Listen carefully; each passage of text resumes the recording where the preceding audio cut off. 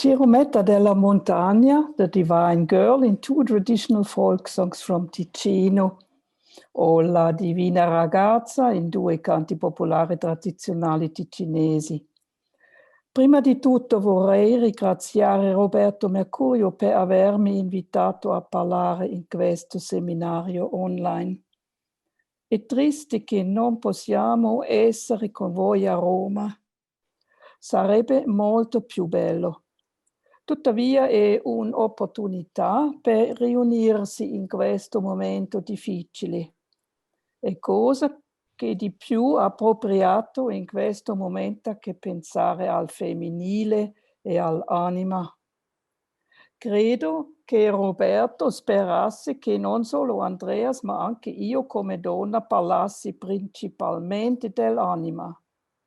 Ma davvero difficile. Quello che posso dire di me come donna è che sono piena di ammirazione ogni volta che mi è permesso di incontrare nella vita o in analisi un uomo che si sta sforzando con tutto il suo cuore e tutte le sue forze per sviluppare la sua anima. L'eros è sempre constellato in questi momenti. E credo che un uomo si senta allo stesso modo quando sperimenta che una donna si sforza veramente con tutto il cuore per lo sviluppo del suo animus. Vorrei presentare qui oggi due canzoni tradizionali ticinesi in cui vengono espressi amore, desiderio, eros, ma anche sentimenti molto oscuri.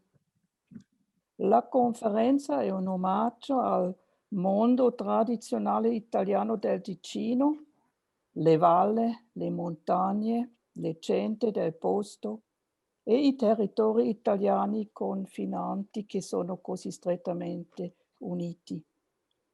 Ho pensato bene di leggere la lezione in italiano in prova, ma mi sento più sicuro quando posso parlare inglese e ho un buon traduttore al mio fianco, soprattutto quando si tratta di sentimenti di amore, di eros, le parole e la lingua sono importanti. Ma vorrei leggere la prima canzone in italiano e le altre canzoni. Girumeta della Montagna. No? Ist gerade etwas passiert.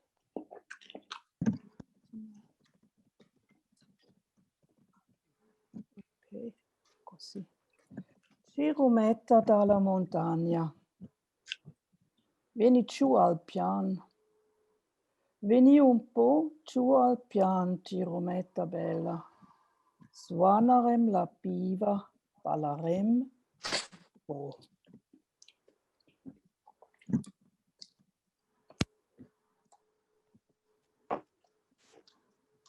Girumeta dalla montagna, vieni giù al pian. Vieni un po' giù al pian, Girumeta bella, suonarem la piva, ballaremo un po'. Girumeta dalla montagna, vieni giù al pian.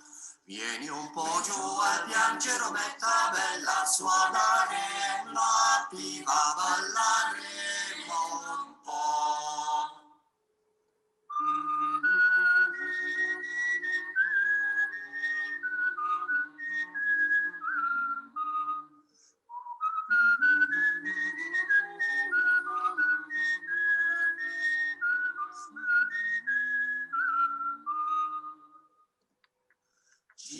Girumeta dalla montagna, vieni giù al pian. Vieni un po' giù al pian, Girumeta bella, suonarem la piva, ballaremo un po'.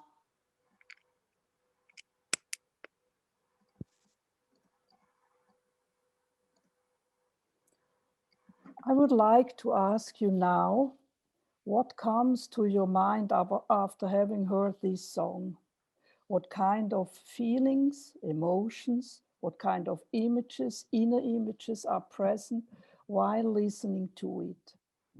Maybe you have felt nothing special because you were concerned about other things, but maybe this song touched something in your soul, a feeling that you know from your own experience, a sentiment you have had, a very personal experience suddenly comes up and into your consciousness, and the song makes something become audible.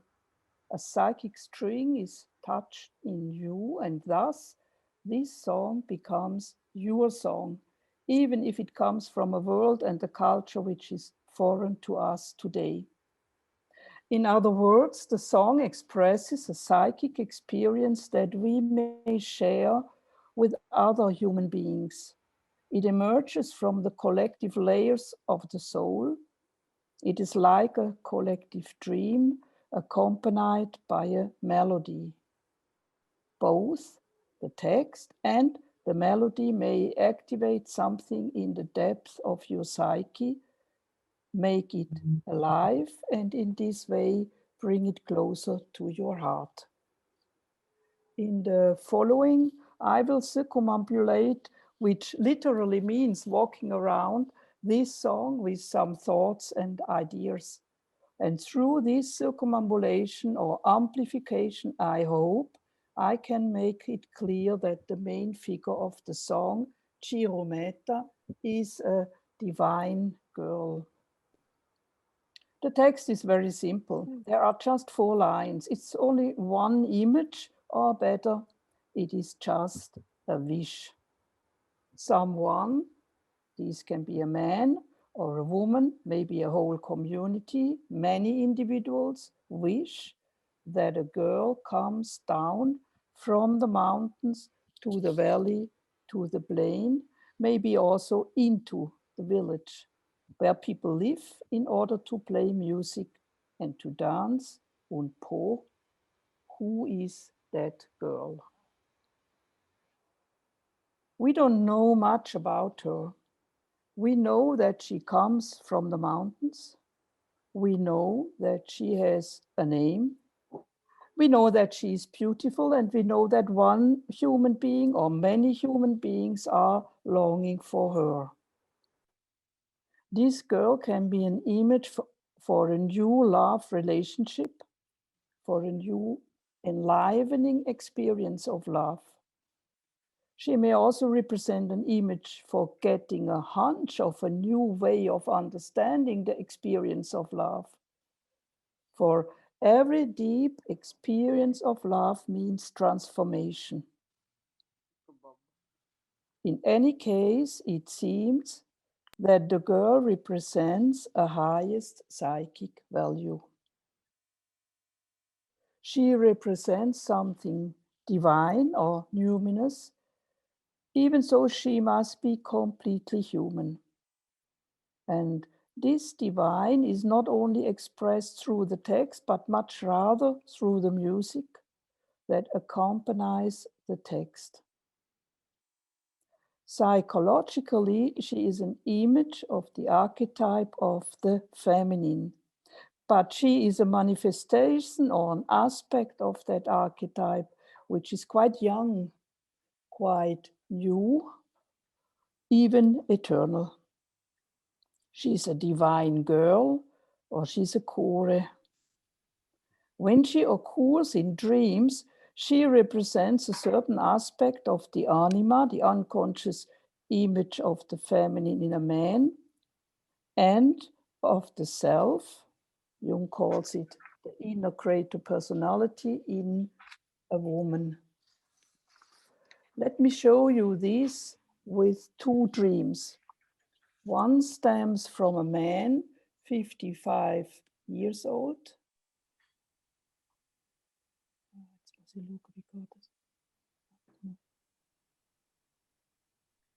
55 years old, who had several dreams in which a young girl occurred. One of these dreams runs like this. Someone wishes that a girl should stay with us. But the girl runs away as she were in panic. I call her and she comes back. I take her into my arms and talk to her as to a friend. I ask her whether she's afraid of lightning and tell her that I am not afraid of lightning nor of thunder. Then I suggest that she could stay with us. My wife joins us. She sees that we have a good time together and leaves again. Then the girl starts to play the lyre on the balcony. I become more and more friendly with her. Dealing with such a dream, it is important whether the dreamer is emotionally touched by the dream or not. The girl symbolizes a young and new feeling value in this man, something that wants to develop in him. We can call this something psyche or soul or anima. In the dream, she plays the lyre, she plays music. Music means expression of feelings or emotions. This man experienced later a deep love with a woman in quite a new way. It is as if the unconscious anticipated this later numinous experience. The dreamer of the following dream is a woman, 47 years old.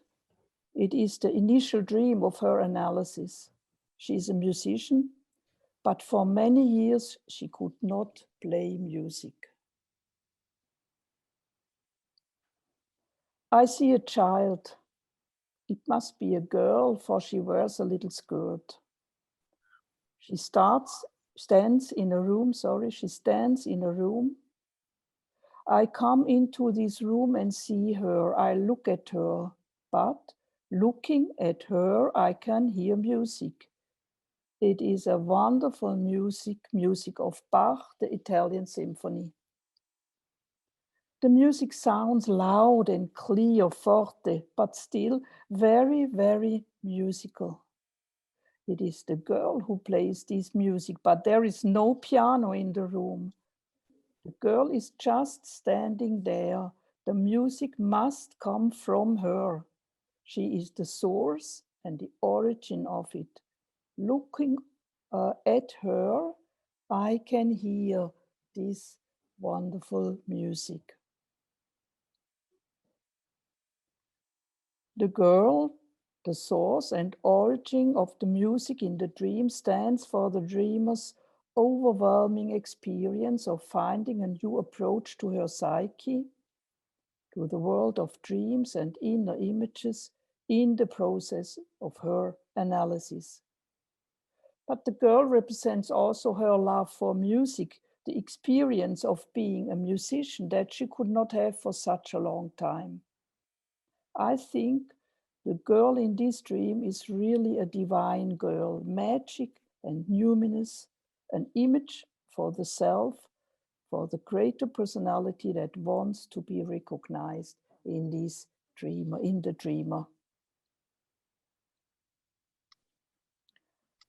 I think we can compare the girl in our song with the girl of such dreams.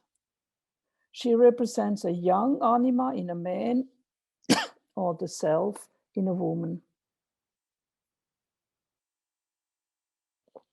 Now the girl in the song has a name. She is called Girumeta.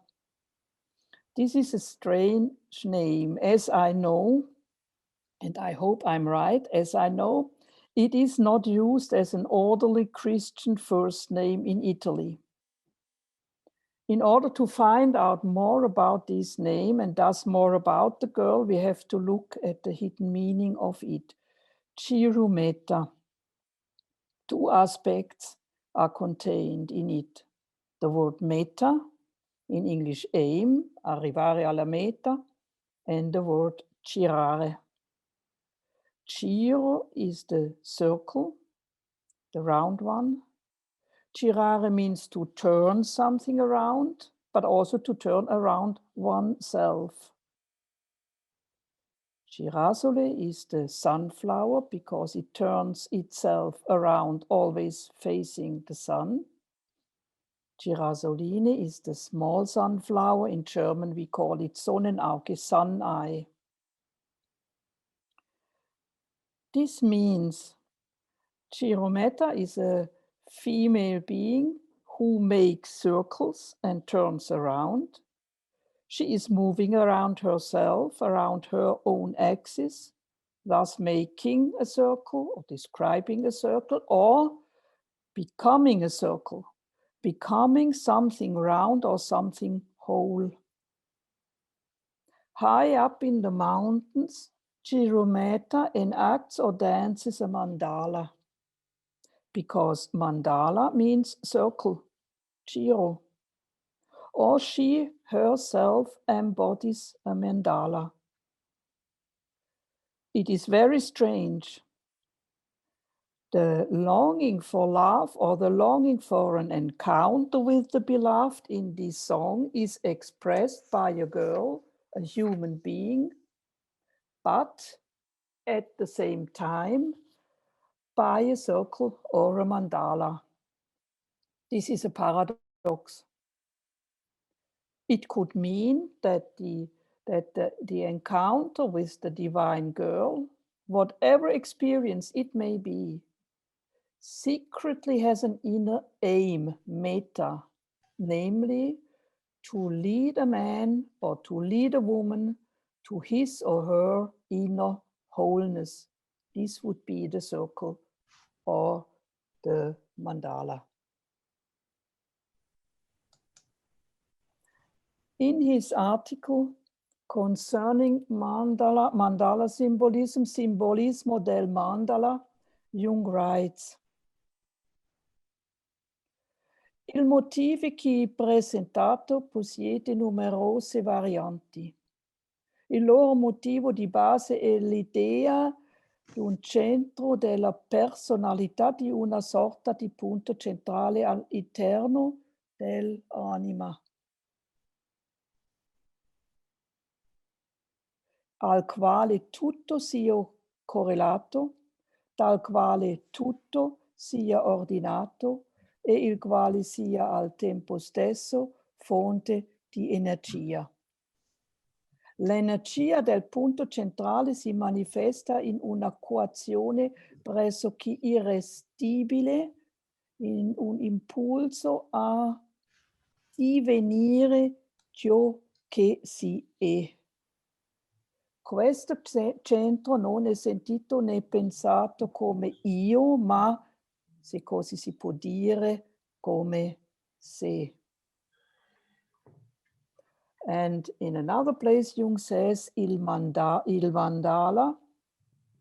l'essenza più intima divina dell'uomo, ha simboli che potrebbero parimenti esprimere l'immagine Dei e cioè non l'immagine della divinità così come essa si dispiega nel mondo, nella natura, nell'uomo. Regine, we aren't seeing your PowerPoint. Oh, Did you activate it? I don't hope so. Now, nice, you sent thing that. We haven't seen it. Un altro. Mandalas are not only painted or drawn or made out of colored sand on the floor as the monks in Tibet and the Navajo Indians do. Mandalas can also be danced. In India, such a dance is called mandala nritriya, mandala dance. When people paint a mandala or make mandalas out of stones or dance the mandala dance, then they try instinctively to be related with a center of personality or a central point within the psyche, as Jung puts it. But in the song, it is not a human being in the valley. It is the girl in the mountains. It is Girumeta who is far away and high up, turning around or dancing the mandala dance. She is not only representing a human ego, she represents an inner image or a psychic value as well. She or this image is turning around. Moving or circling around normally means psychic development. She or this image is turning around.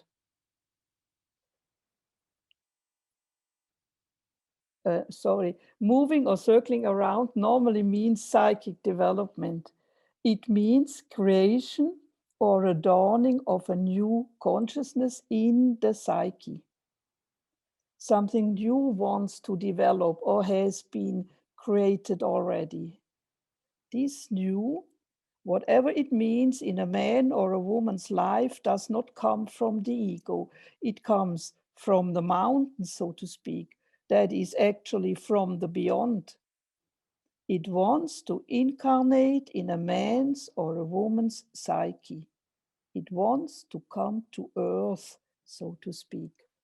Thus, it arouses longing in a man's or a woman's heart. If accepted, it can help us to become what we are or to find our innermost core, as Jung describes it.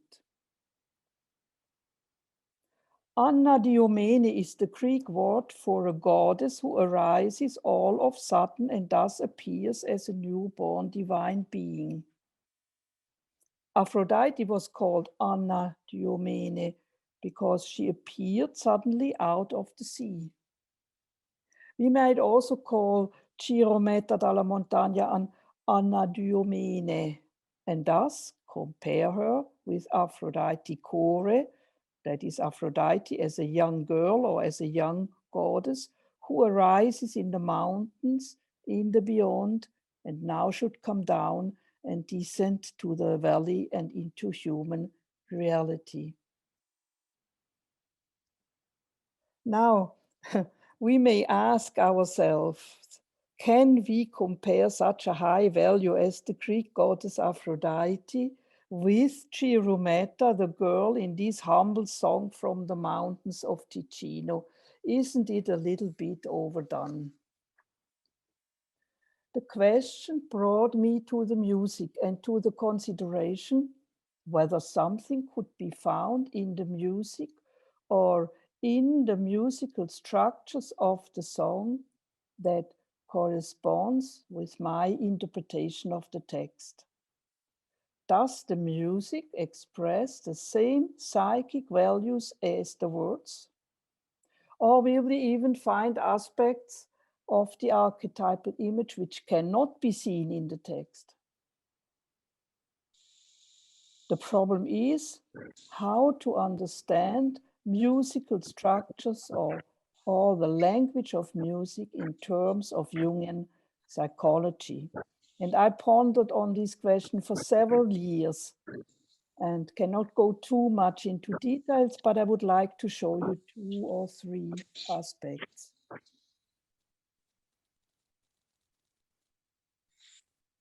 Is it okay? Do you see? Okay. Traditionally, the text of the song is sung 4 times. 2 times in minor and 2 times in major, minore e maggiore. The song starts with D minor, changes to D major, then back to D minor, and finally to D major. For me, this is a circle.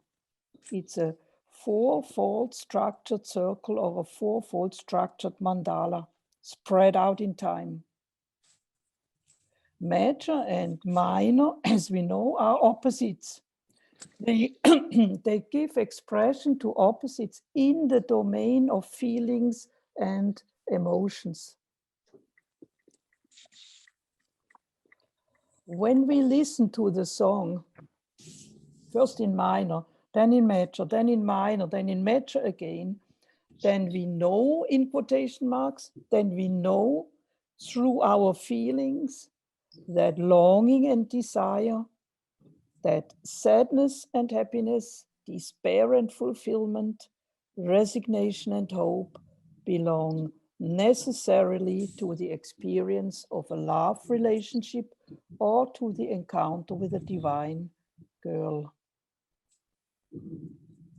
D minor and D major are musically spoken greatest opposites.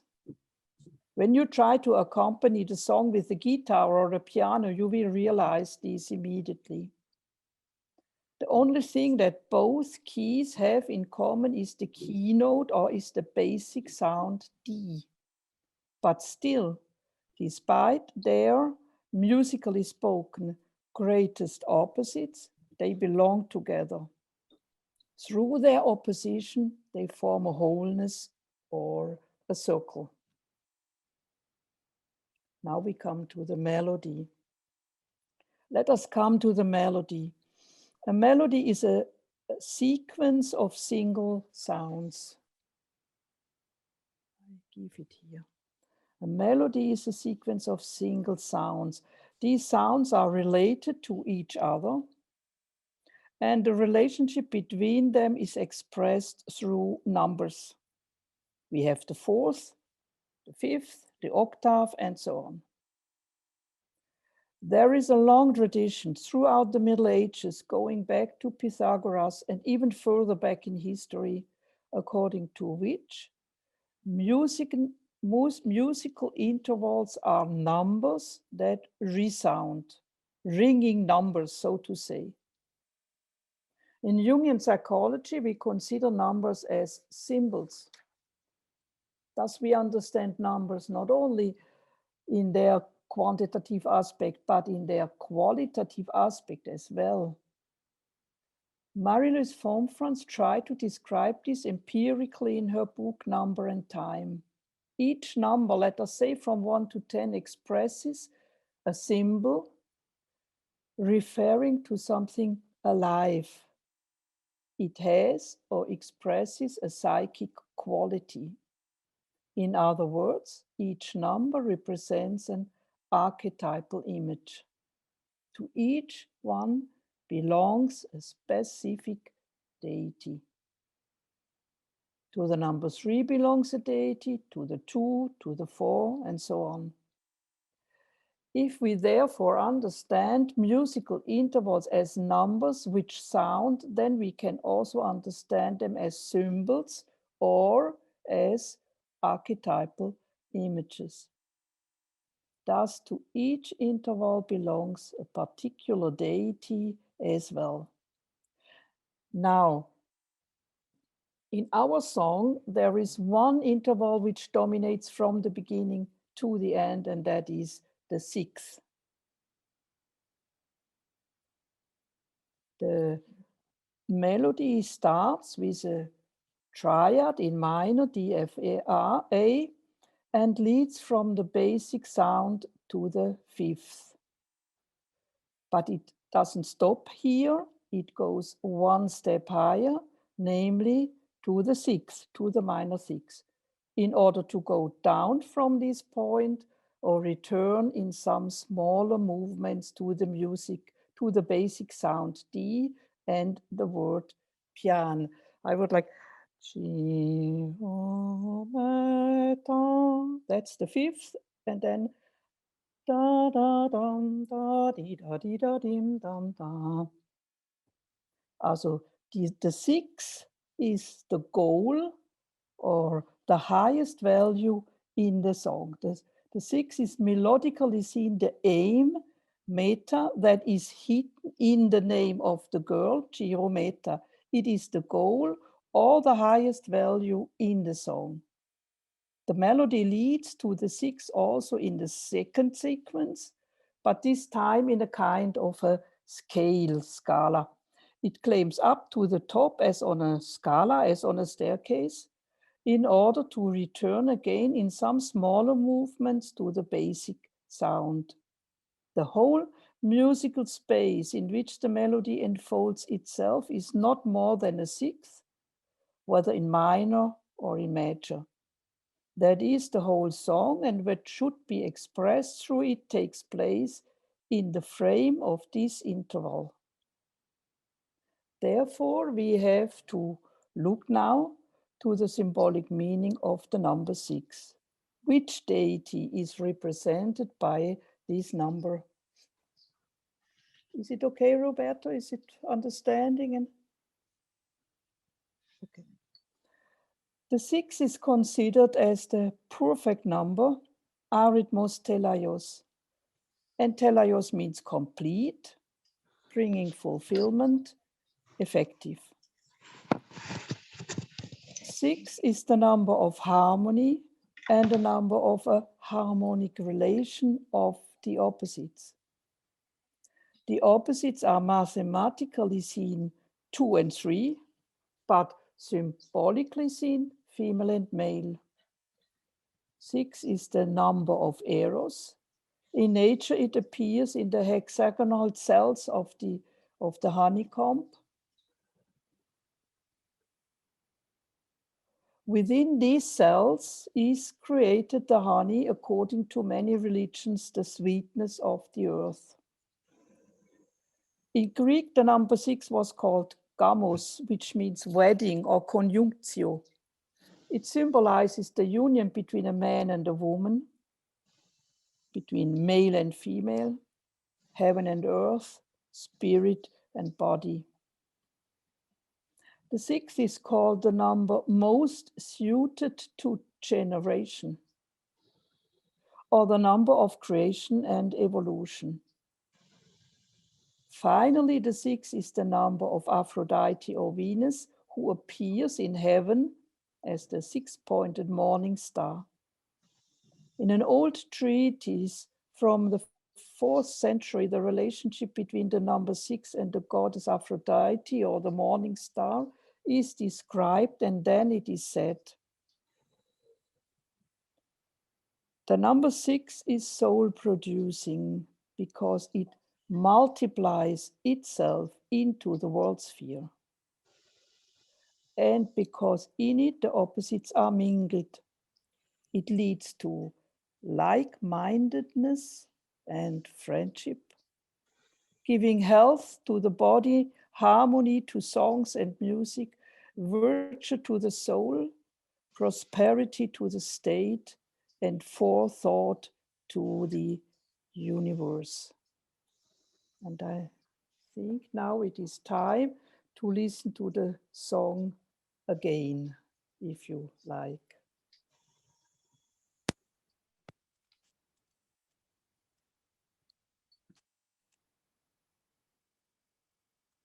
Girumeta dalla montagna, vieni giù al pian. Vieni un po' giù al pian, Girumeta bella, suonare la piva, ballaremo un po'. Girumeta dalla montagna, vieni giù al pian. Vieni un po' giù al pian, Girumeta bella, suonare la piva, ballaremo un po'.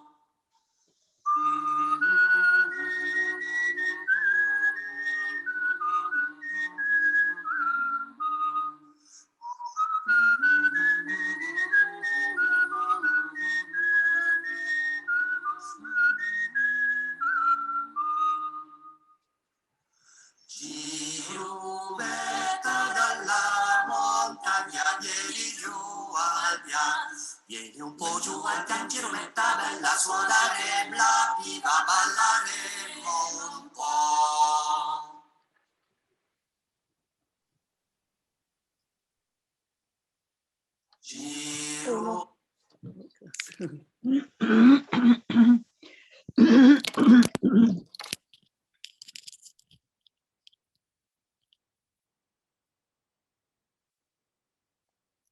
I show you now some pictures, just few, very few. You can look a little bit.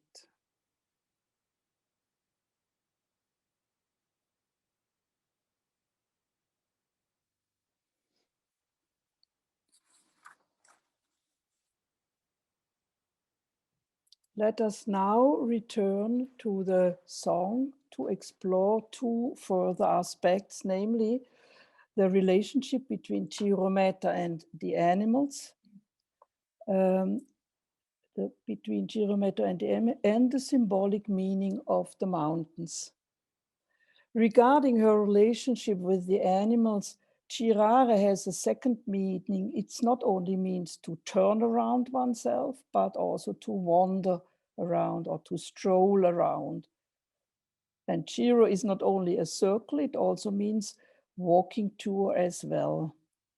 Therefore, Girumeta dalla Montagna is also the one who walks around in the mountains, namely with and among the animals. In the translation of the song, she is always called shepherdess. Thus, she can be seen as a young girl who lives in the mountains with a flock of animals. She keeps these animals together, she protects them, she leads them to the ground with good grass. Pecore, you know that small cattle are they called in the Ticino. It could be sheep, mostly there were goats or both. And indeed, in former times, mainly the younger women or the girls or even the children took care of them and had to provide them. Considering the concrete reality of these children who had to tend to the goats or sheep during the summer, we have to imagine what it meant to live alone or in pairs with the animals high up in the mountains, with the hot sun, with wind, storm and rain, with very primitive shelters, sometimes only a rock or a cave or a little hut. And these children were 8 or 10, 12 or 16 years old. However, when you have the chance to speak with old people in the Ticino and when they start telling you about these things, then it seems that it was the best time of their whole life. They were young, they were free, standing on their own feet, responsible only for themselves and for the animals. There was no control through mother and father or the neighbors or the teachers or the church. Sure enough, it was hard life, but it was also an intensive life. And we have to assume that inner images, archetypal images like Girumeta, the shepherd's girl in the song, are rooted in the daily life of men and women and cannot be seen as separated from their concrete experiences. But apart from this concrete historical reality, the shepherdess is an archetypal image as well. Symbolically speaking, she is a mistress of the animals, not of wild animals, but of animals which give people nourishment, meat, cheese, milk, or protection and warmth, wool, leather. So Girumeta is connected with this animal side in women and in men, with these supportive drives and instincts. She knows how to deal with them. She holds them together. She takes care for them so that they are nourished and get their daily food. I cannot avoid mentioning the Song of Songs in the Bible, when the beloved woman is also a shepherdess. Ora in italiano perché la lingua è così bella. Lei, the beloved woman, lei dice: "O tu che il mio cuore ama, dimmi dove meni a pascere il tuo grece e dove la fai riposare sui mezzogiorno." E il suo amante risponde: "Se non lo sai, o la più bella delle donne, esci e segui le tracce delle pecore e fa pascere il tuo cabretti preso alle tende dei pastori." E dopo lui dice: "Come sei bella, amica mia, come sei bella, i tuoi occhi..." Quale, commentando la confessione,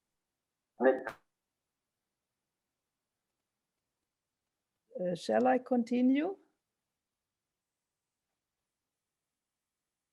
Yeah, proprio. Il suo amante risponde: se non lo sai, o la più bella delle donne, esci e segui la traccia delle pecore e fa pascere i tuoi capretti preso alle tende dei pastori. E dopo lui dice: come sei bella, amica mia, come sei bella. I tuoi occhi dietro al tuo velo somiglia a quelli delle colombe. I tuoi capelli sono come un greccio di capre sospesi ai fianchi del monte di Galaad. I tuoi denti sono come un branco di pecore tosate che tornano dal lavatoio. Tutte hanno dei gemelli, non ve n'è alcuna che sia sterile. Vieni meco dal Libano, o mia sposa, vieni meco dal Libano. Guarda dalla sommità della Mana, dalla sommità del Senir e del Hermon, dalle spelonche dei leoni, dai monti dei leopardi.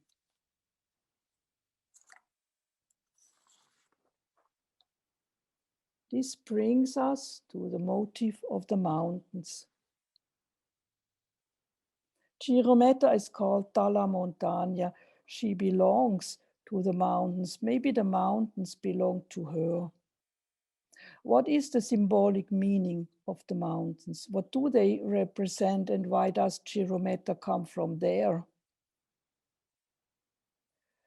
Imagine you are in the mountains or in a mountain valley, Alpian, and it is evening and you look up to the mountains. Then on the summits of the mountains, everything is full of sun and full of light, while down in the valley, it's already become shady and cool.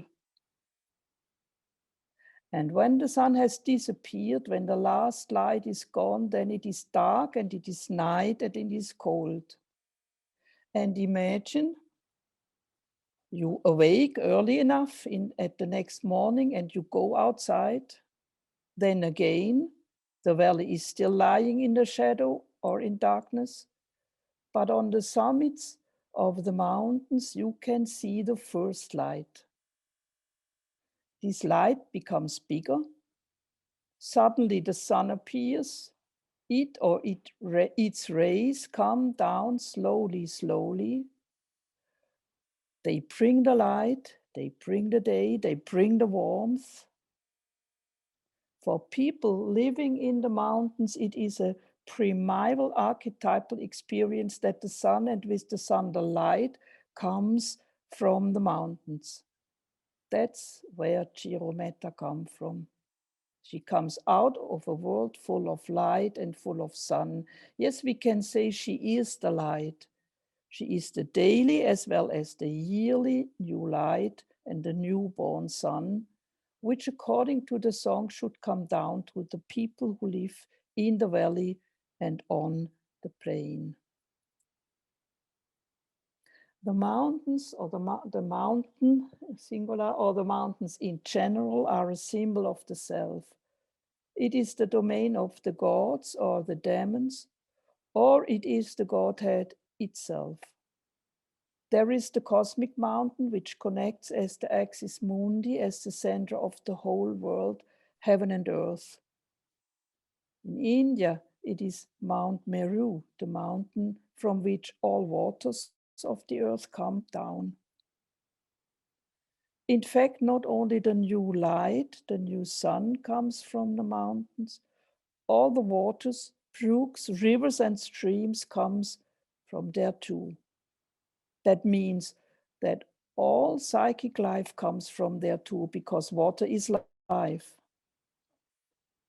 In the I Ching, hexagram 52, that is keeping still, or the mountain, it is said,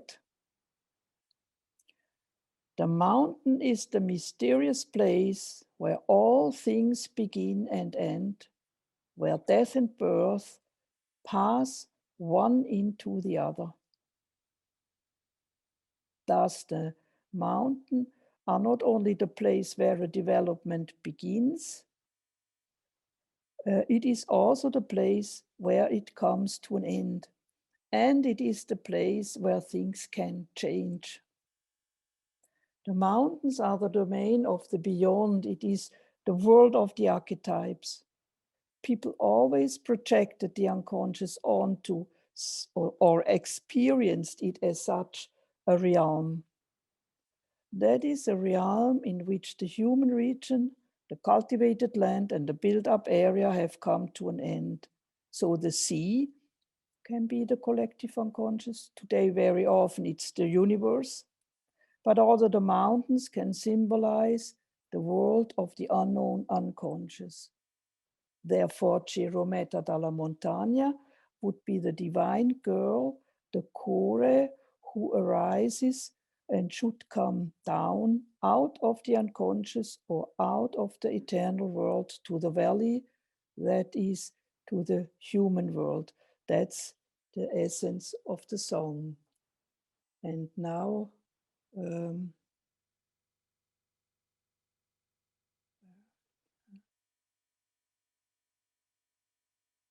shall we make a break here, Roberto, or can we go on?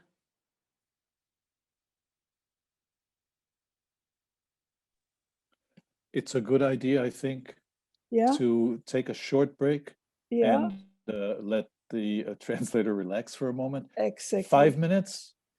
5 minutes? 4 or 5 minutes, you can tell me. Start again or begin again. I hope I'm not too philosophical now. Towards an inner meaning of the divine girl. That's what I want to share with you. Now I will consider the meaning or the aim, meta, of an encounter with the divine girl. The song Girumeta dalla Montagna mirrors the longing of many people. It is the deep longing for an experience of a true love relationship. But maybe it's also the longing for a transformation by such an encounter. Maybe we can say it is the longing for a new feminine God image.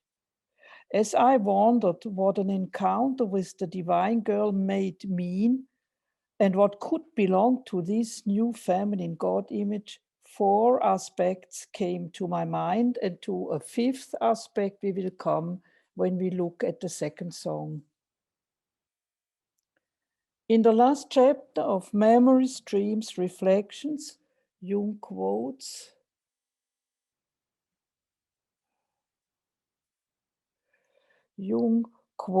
St. Paul in 1 Corinthians 13. You may be familiar with these words.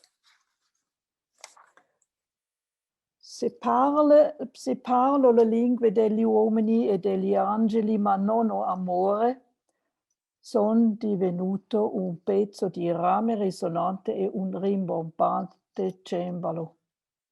E se ho il dono di profezia e conosco tutti i sacri segreti e tutta la conoscenza, e se ho tutta la fede da trapiantare i monti, ma non ho amore, non so niente. L'amore è longanime e benigno. L'amore non si gonfia, non si comporta indecentemente, non cerca i propri interessi, non si irrita, non tiene conto dell'ingiustizia, ma si rallegra della verità. Sopporta ogni cosa, crede ogni cosa, spera ogni cosa, soffre ogni cosa. L'amore non viene mai meno. Jung comments this passage as follows. L'amore soffre ogni cosa e sopporta ogni cosa. Queste parole dicono tutto ciò che c'è da dire. Non c'è nulla da aggiungere, perché noi siamo, nel senso più profondo, le vittime o i mezzi e gli strumenti dell'amore cosmogonico. Pongo la parole tra virgolette per indicare che non la uso nei suoi significati di brama, preferenza, favore, desiderio e simili, ma come un tutto superiore a una singola cosa, unico e indivisibile. Essendo una parte, l'uomo non può intendere il tutto e alla sua merce. Può consentire con esso o ribellarsi, ma sempre ne è preda e prigioniero, ne dipende e ne è sostenuto. L'amore è la sua luce e le sue tenebre, le cui fine non può riuscire a vedere. Così. Jung speaks about cosmogonic love, amore cosmogonico. And this is the second aspect. Cosmogonic literally means creating the world. You can think of what we have said in connection with the number 6. Although the 6 is called creating the world. And the creation of the world means the beginning of consciousness. Without the human being, without human consciousness, no one exists to see this world. Eros is a cosmogonos, a creator and father, mother of all higher consciousness, says Jung a little bit later. Eros as the cosmogonos was worshipped in Greece at several places. He was also called protogonos, the one who was born first. That means that Eros was looked at as the first living being in the whole cosmos, out of whom everything came to existence. But there was one place, one single place in Greece, a village in Attica called Phlyia. I know that from Kyrene. In this village, people worshipped a goddess who was called Kore, the girl. This young goddess was also called Protogone. She was the Protogone Kura, the firstborn Kore out of whom everything came to existence and everything was created. The whole cosmos, the whole human world. That means that the experience of love, represented by the divine girl, or of Eros, represented by the divine girl, the Kore, can be an image for a love that is cosmogonic as well. She can also be a source of consciousness. She can also be father, mother of all higher consciousness. The third aspect is what I would like to call love of Sophia. The experience of love wants to lead to her. Sophia means wisdom. And wisdom is something completely different than knowledge or intelligence. According to Fromfranz, it's an attitude of love towards mankind. In her book, Pur Eternus, she writes, Sophia means wisdom. As you know, the Sophia is called philanthropos, the one who loves man. She's an attitude of love towards mankind, which naturally means being human, being a human being among human beings, and loving other human beings.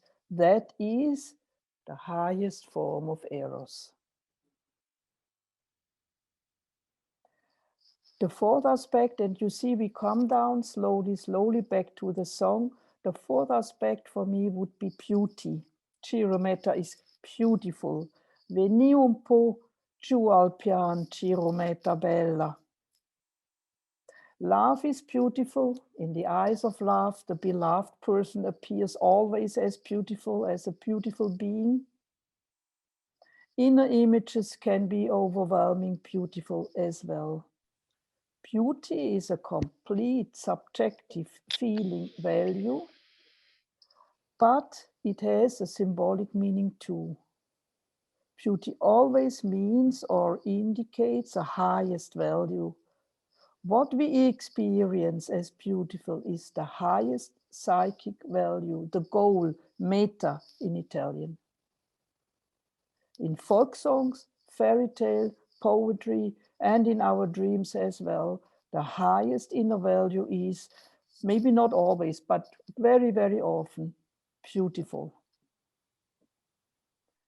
To the beauty of the divine girl in the song belongs music and dancing. Suonarem la piva, ballarem und po. Dancing means psychic movement. To dance with each other means to be moved emotionally in the same way. But what is music? Music expresses in some way the movement of the feelings or emotional values that cling to the unconscious processes. Jung writes in a letter and continues, music expresses in sounds what fantasies and visions express in visual images. Suonare la piva, the bagpipe, la piva, is the old, very old instrument of the farmers and shepherds, the herdsmen of people who live for centuries in nature and with the animals. Maybe we have to imagine such a music if we want to understand on a feeling level what it means. Non posso averle detto questo. Se lei viene di persona al mattino, se no among human beings and loving other human beings. Or in other words, the humble music of the piva could be an example for the music that expresses in the best way the love of Sophia, the highest form of Eros. The main essence of this song for me is the highest of forms is at the same time the humblest of forms. Or the divine girl, the feminine woman, the goddess, if you like, wants to incarnate in the humbleness of human reality or in the humbleness of a human soul. Girumeta, dalla, Montagna.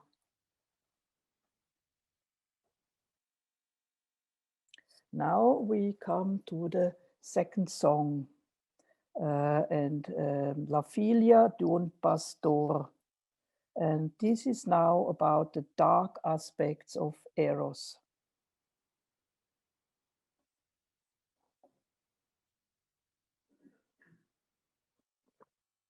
The song Girumeta dalla Montagna is unique among the songs of Ticino. I don't know any other song like it.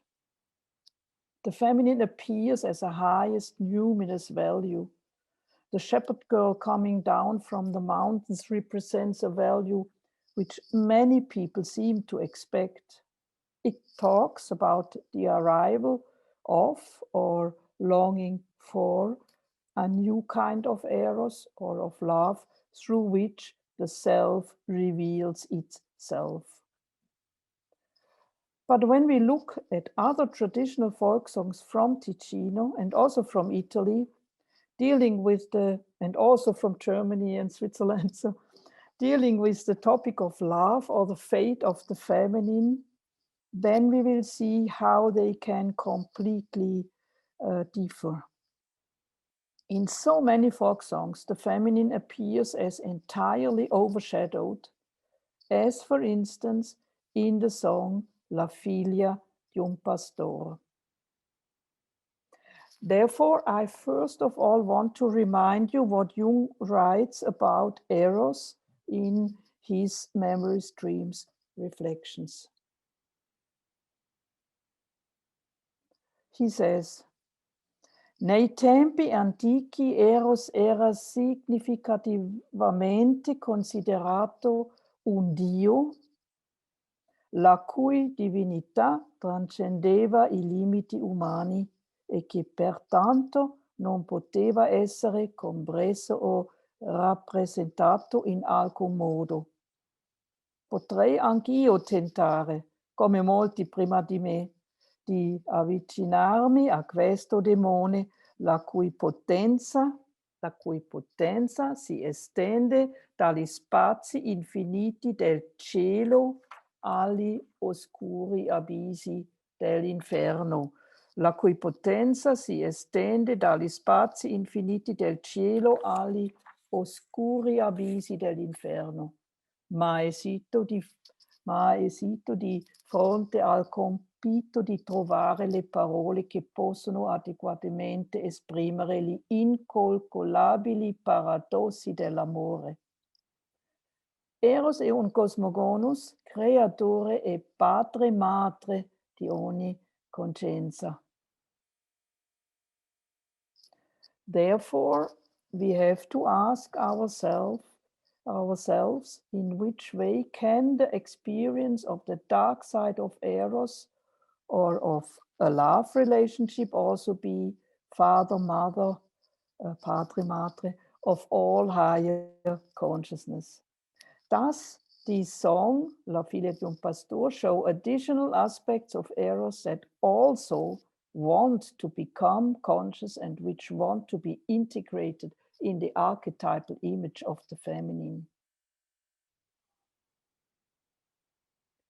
La figlia di un pastor is a very old ballad. It's certainly around 500 years old, and it probably does not come from the valley of the Southern Alps or from the Ticino. In the 16th century, its different versions were spread all over Italy. In terms of type, it belongs to the pastoral epic, which might, it's not certain, but which might have originated in the Italian courts and later was adopted by the common people. In the valleys of Ticino, even today, people sing the song. I know 3 versions, and we now share with you the simplest one. Can you see it? Era figlia di un pastore. Tutti dissero che l'è bella. L'era bella come un fiore. I 3 soldati l'han mena via. L'han menata da lontano, 150 miglia via. L'han mettuta di un castello in una torre di lei sola. L'han tenuta 7 anni senza vedere né sole né luna. Oh papà, caro papà, così ti sta mila in Francia? Tutti dicono di te che tu sei una figlia rubata. L'anellin che porta al dito che le da quel che m'ha sposata.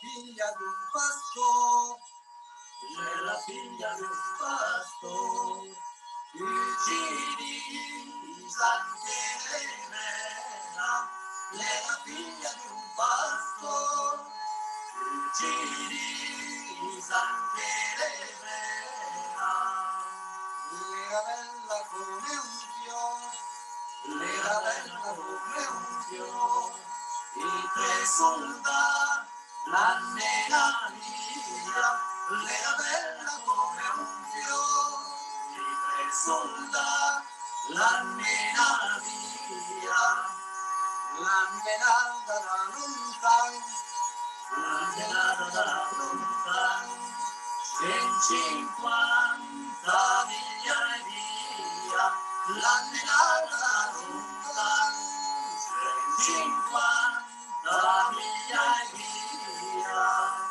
L'hanno mettuta in un castello, l'hanno mettuta in un castello, la torre di lei sola, l'annettura in un castello, la torre di lei sola, l'antenuta la setan, senza avere né sol né luna, l'antenuta la setan, senza avere né sol né luna.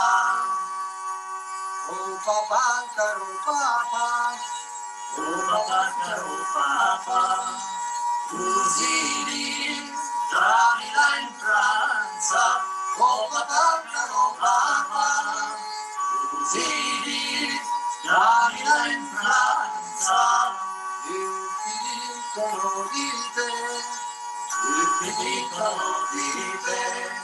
che tu sei una figlia rubata, tutti dicono di te, che tu sei una figlia rubata, ma la nevinche porti al dì, la nevinche porti al dì, fare da quel che è una scusata, la nevinche porti al dì, fare da quel che è una scusata.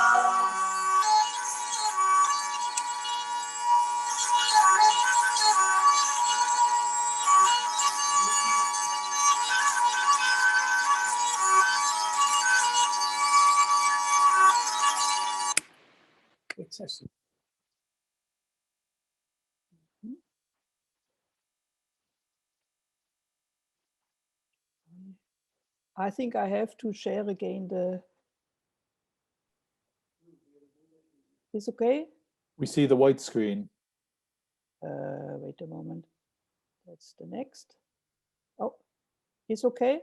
Ah, Oh, cattivo custode. va bene. Okay. Ho capito. A longer version of the song stems from Gresso, a village in the Valley on Senone. It's called Cattivo Custode. In my interpretation, I will also focus on this song mainly because of its end. And now I would like to read it. E la figlia di un paccan, it's a paccan, not a pastor. Tutti dicono che è bella. Se è bella come dis, la faremo rimirare. La faremo rimirare, ma da 3 soldati armati. Il più bello di che 3, l'escreta è quel che l'ha rubata. L'han menata in un castel, una prigione profonda e scura. L'han tenuta la 7 anni senza mai vedere la luna. Alla fine di 7 anni Gian Verdù la finestrola Gian Verdù che guardava verso il mare. E la vide il suo papà che tornava dalla Francia. Oh papà, caro papà, così dis la gente in Francia. Tutti dicono mal di te che tu sei una figlia rubata. Figlia rubata più non son, ma son donna maridata. Ed è nato un fanciullin che portava già la spada e la punta le di oro e la manetta le d'argento. The girl of the song, La figlia di un pastor, does not come from the mountains or from the beyond, from eternity like Girumeta. She's also not eternally young. The girl in this song has a human father. She's a daughter. She's born in and attached to the human world, and in this world she has a certain destination or a fate. To this fate belongs the experience of the male as a dark, overwhelming power, and this fate makes her, among other things, a figlia rubata, a ravished, dishonored, and humiliated daughter. That's what the song tells us. But before coming to the song itself, we must try to find out how we can understand its heroine psychologically.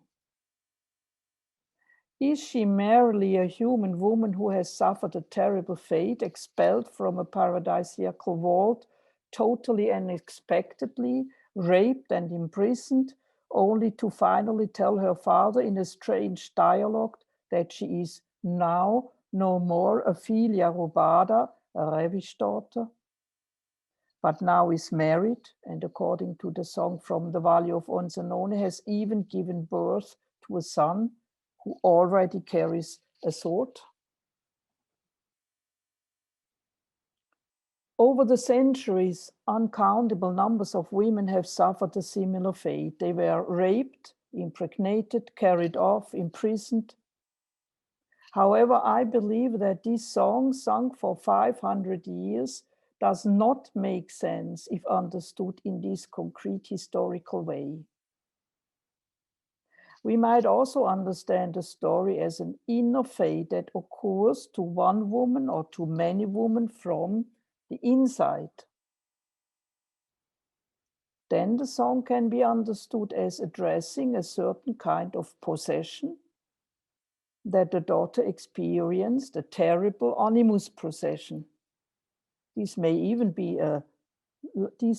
been a love possession, breaking onto her life completely unexpectedly and taking her far away, changing quanta miglia via, imprisoning her for 7 years and isolating her completely from other human relationships in the darkness of a tower.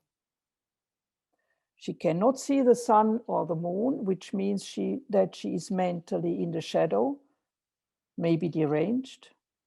For a long time, she is disconnected from the eternal world and from the life-giving lights of heaven, from the sun and moon.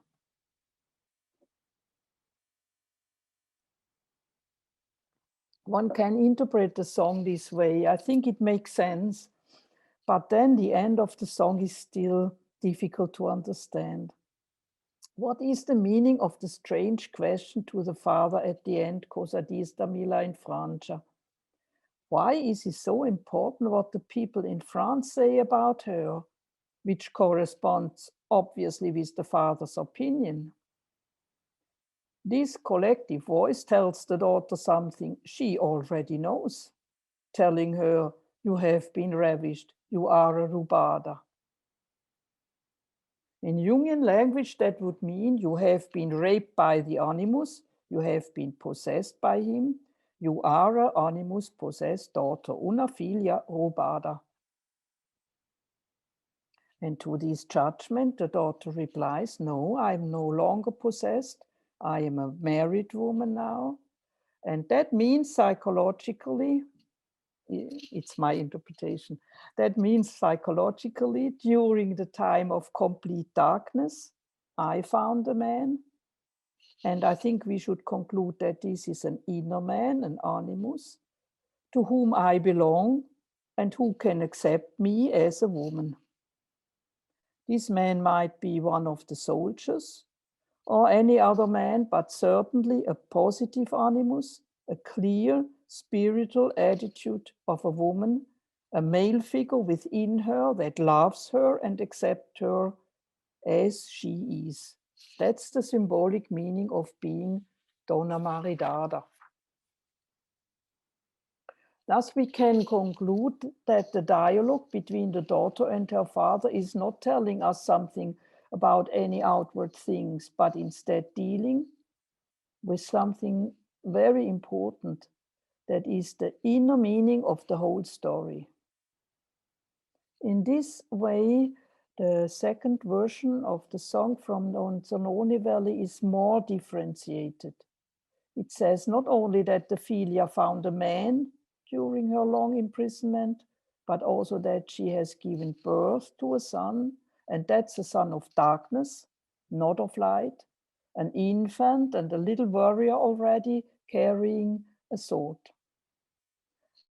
This son is not an ordinary soldier, but rather a hero, a divine son, a pur eternus.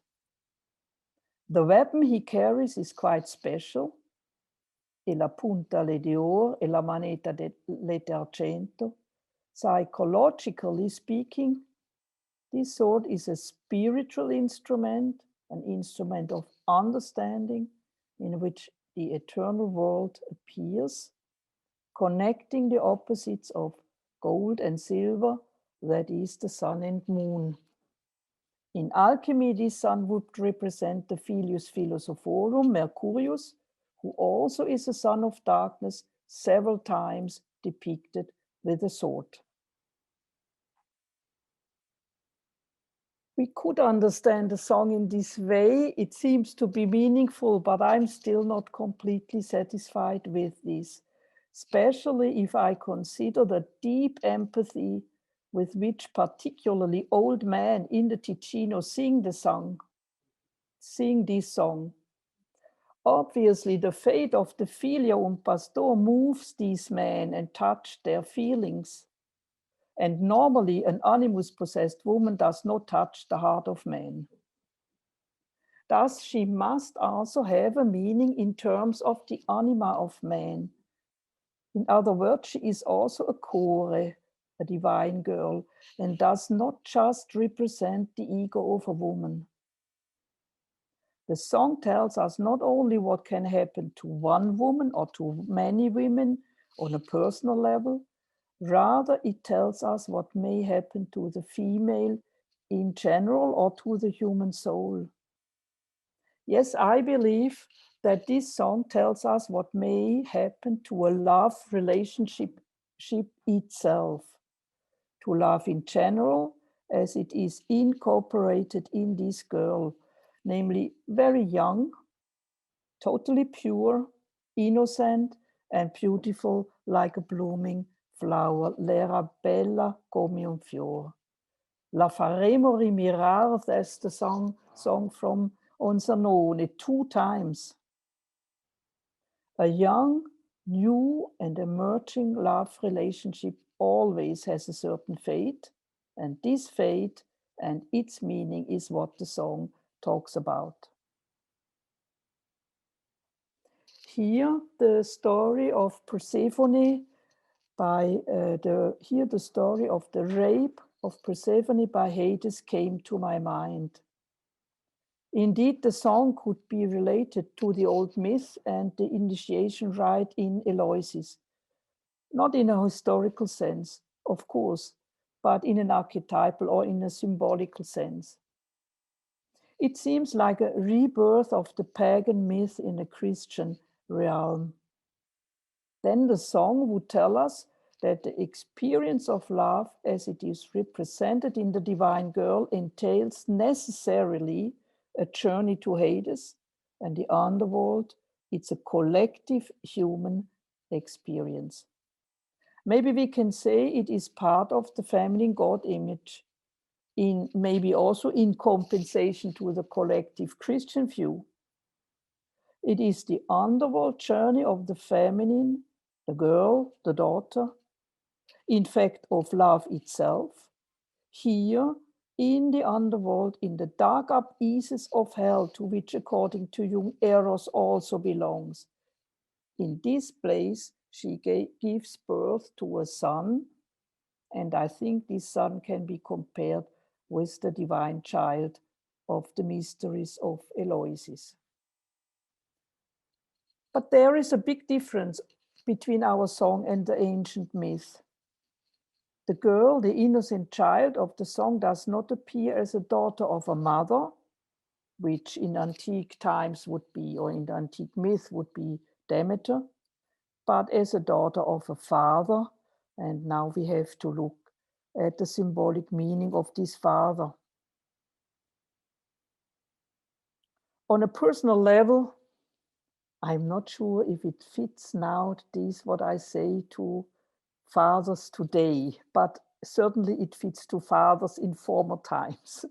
On a personal level, but also understood as a collective symbol, the father represents traditional values and ideas. He knows what is good and what is bad, what is right and what is wrong.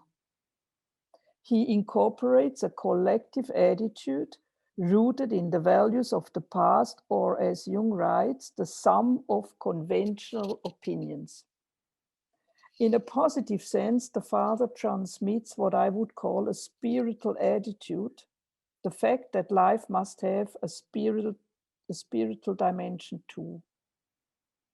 In the life of a woman, still according to Jung, that requires also the capacity for reflection, deliberation, and self-knowledge. That is the ability to reflect, to think about something, and to recognize it.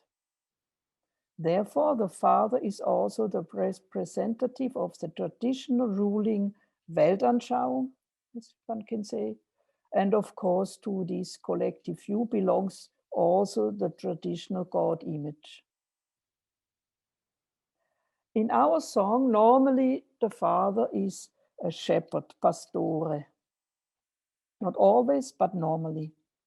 A man who is always moving around with his animals. It's a completely archaic, even archetypal image and goes back to primeval times. For thousands of years, men have moved from place to place with their animals. Which instinct is it that the father herds? A herd means a group or a community. To be connected with a community is a deep instinctual need in humans. Therefore, the father in the song is someone who takes care of this instinctual need. We are social beings, and from the depth of our human soul, we are this. We need social context, and I think this is something what we miss so painfully. So many people miss so painfully now during these Corona times. That we cannot live this instinctual need of being together with human beings. Now I come to Eloises and the mystery of transformation. Let us now come back to the daughter. She is also an image of the archetypal experience of the feminine in shape of core. This image is as old as the archetypal image of the shepherd. It has its roots in the pagan understanding of nature, in the antique cultures and religions, in a psychic layer that values the feminine and also the experience of eros far higher than the later Christian religion. To this pagan world belongs the myth of Hades and Persephone. It tells us about Core's journey into the underworld, her rape, being overwhelmed by a dark male power, but also about her return to the world of human beings. This rebirth after a long time of infertility and stagnation brings about a renewal of the whole of nature.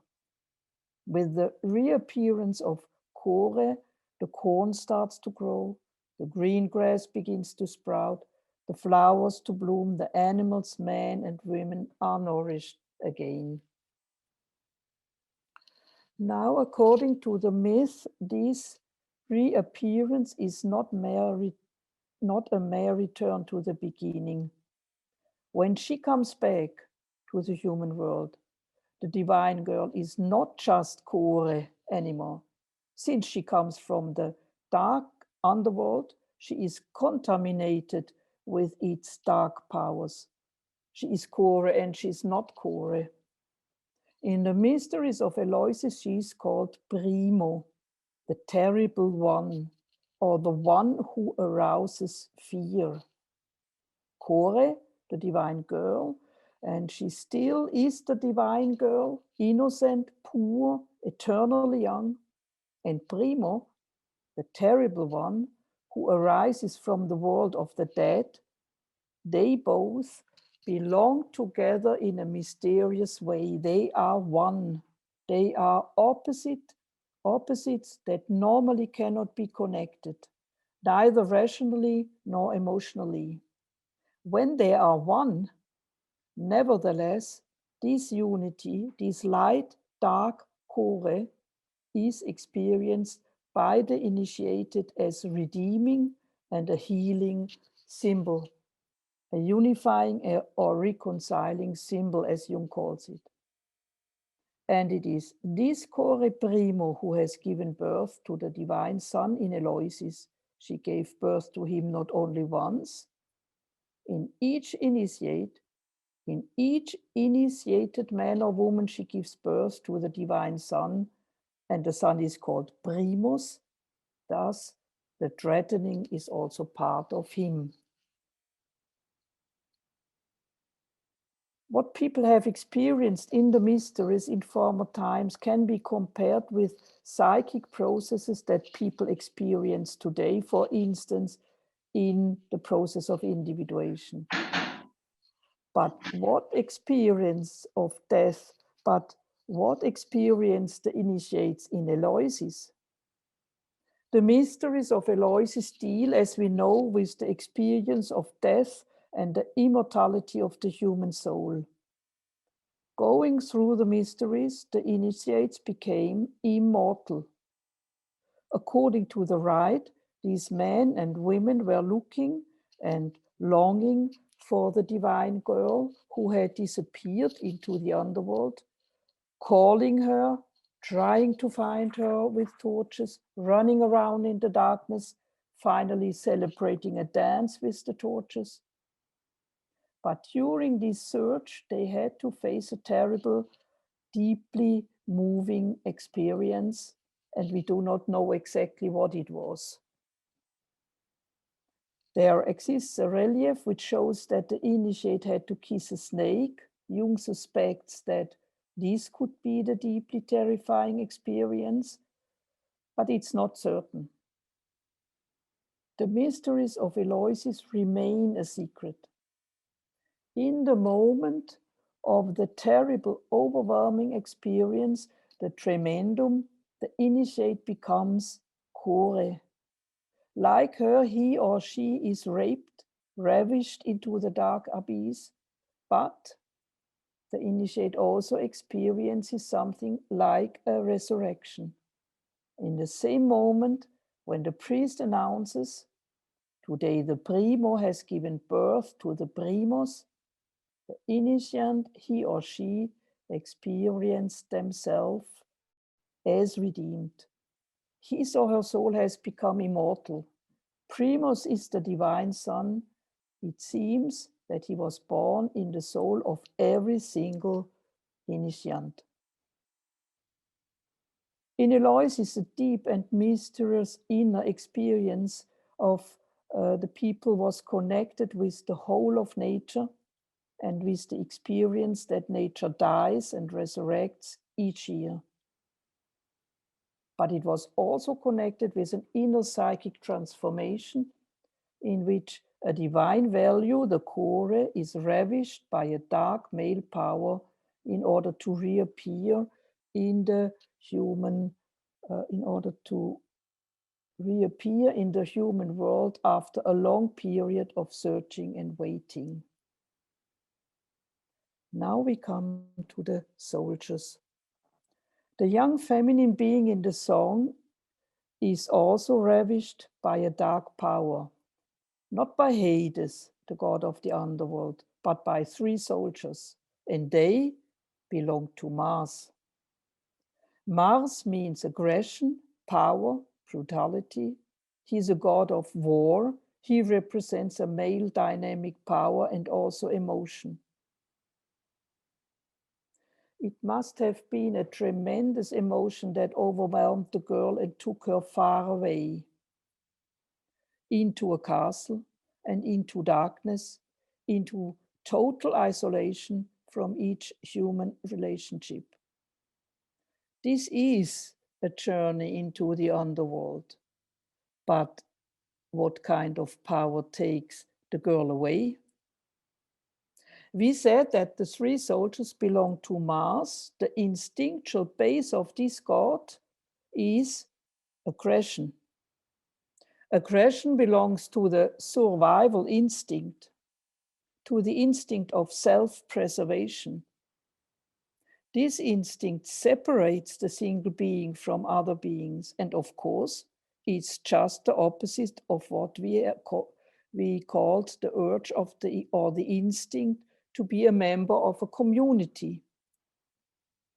It seems that the soldiers represent a psychic reality, namely that the father of the girl is missing. Here, the peaceful world of a herd with its shepherd, and there, the world of war and violence. But aggression, like other instincts, also belong to nature. It's part of the human totality. It belongs to the self. For 7 years has the girl or the young woman to stay in the power of the soldiers. That's long. But it's also a time of psychic development and transformation. Thus, after 7 years, something happens. The soldiers open a small window to let the prisoner look outside. The impulse of the change comes from the dark side, from the soldiers. It seems that during the long time of imprisonment by the dark power, this dark power, male power itself, has changed. The song tells about a dark underlying conjunctio, but in this conjunctio, in this death wedding, we could say, both sides get transformed, the prisoner, the daughter, and the dark, aggressive male power, the soldiers. The prisoner can now look outside through a little window. She sees the light, she sees the ocean, and she sees her father, who is just now returning from France. And now we come to the dialogue with the father. A kind of a dialogue between the daughter and the father begins. The father represents and delivers to the daughter, as we said, a traditional, maybe traditional Christian understanding, but he also tells her what the people in France say. And now what does that mean? Both belong together in the song, what the father means and what the people in France means. France represents, I don't know, for German people, France represents the land of Eros, maybe also for Italian people, I'm not so sure. But also we can say it represents a certain noble or sophisticated way of behaving. I try to express it like that. A certain persona, maybe we can say. Così dice la gente in Francia may refer to this kind of persona. According to this comprehension, the journey to the underworld of the girl and the confrontation with, the suffering from darkness and aggression, her encounter with the dark abysses of hell is only possession. However, according to the song, the young feminine, the divine mind itself, turns against this. The woman, and now she's a woman, says, no, I am not ravished anymore, no more in the hand of the devil, no more a rubada, and above all, no longer a daughter. I am a donna maridada, a married woman, and from the second song of the Valley of Onsanone, we know that the man she has married is the most beautiful of the three soldiers. Thus we can say a male attitude, a kind of firmness and strength, a part of male aggression in its positive aspects, is now connected with Eros. It is united with the too young, too beautiful and too innocent feminine. Through this union, the Son, the poor Eternus, has been born.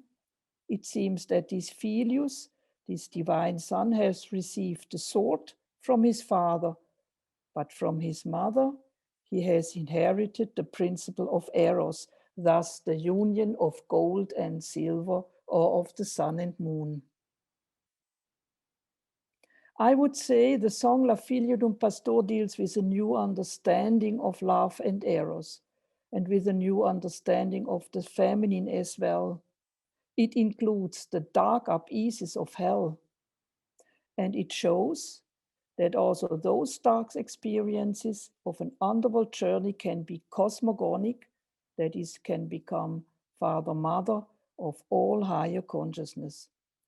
In other words, the feminine God image, which should come down from the mountains as Girumeta, is only new when such human experiences as darkness and aggression are contained in it.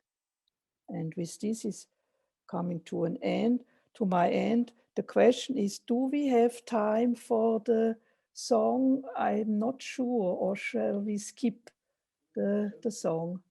It's good? Yeah, my husband says we can. It's good. Because it's 4 or 5 minutes, this song.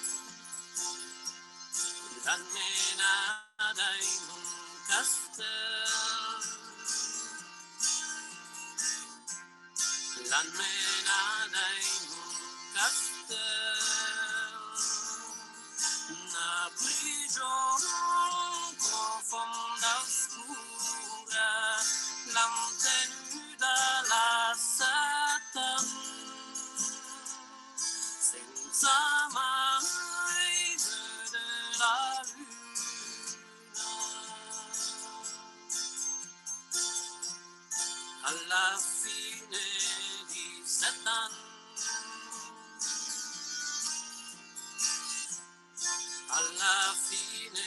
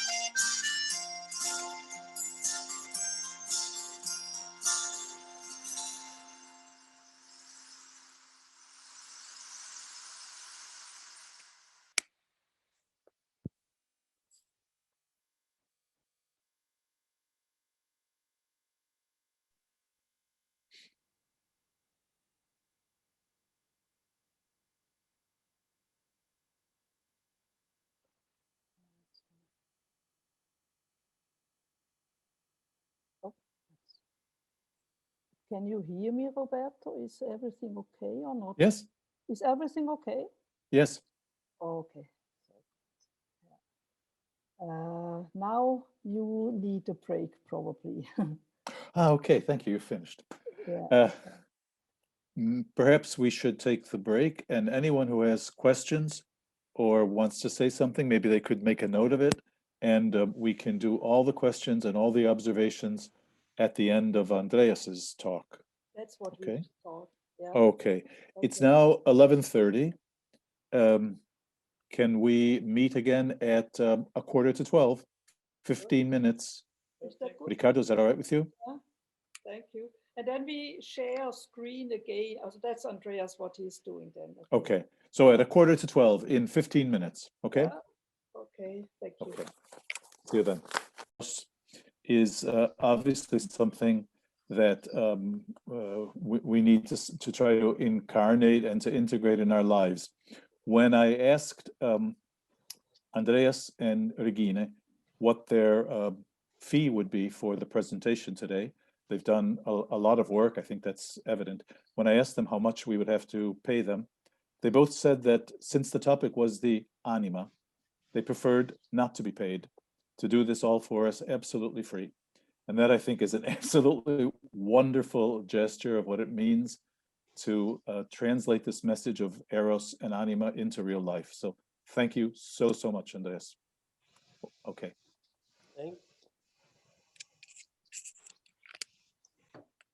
Thank you, Robert. Actually, I said that when we come to Rome next time, you may invite us for a dinner. Okay, will do.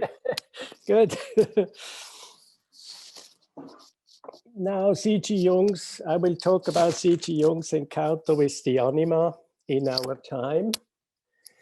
The more I began to prepare for this seminar on the anima, the more I realized what dangerous path it really is.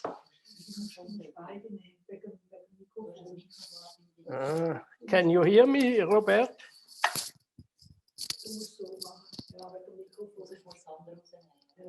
Can you hear me, Robert?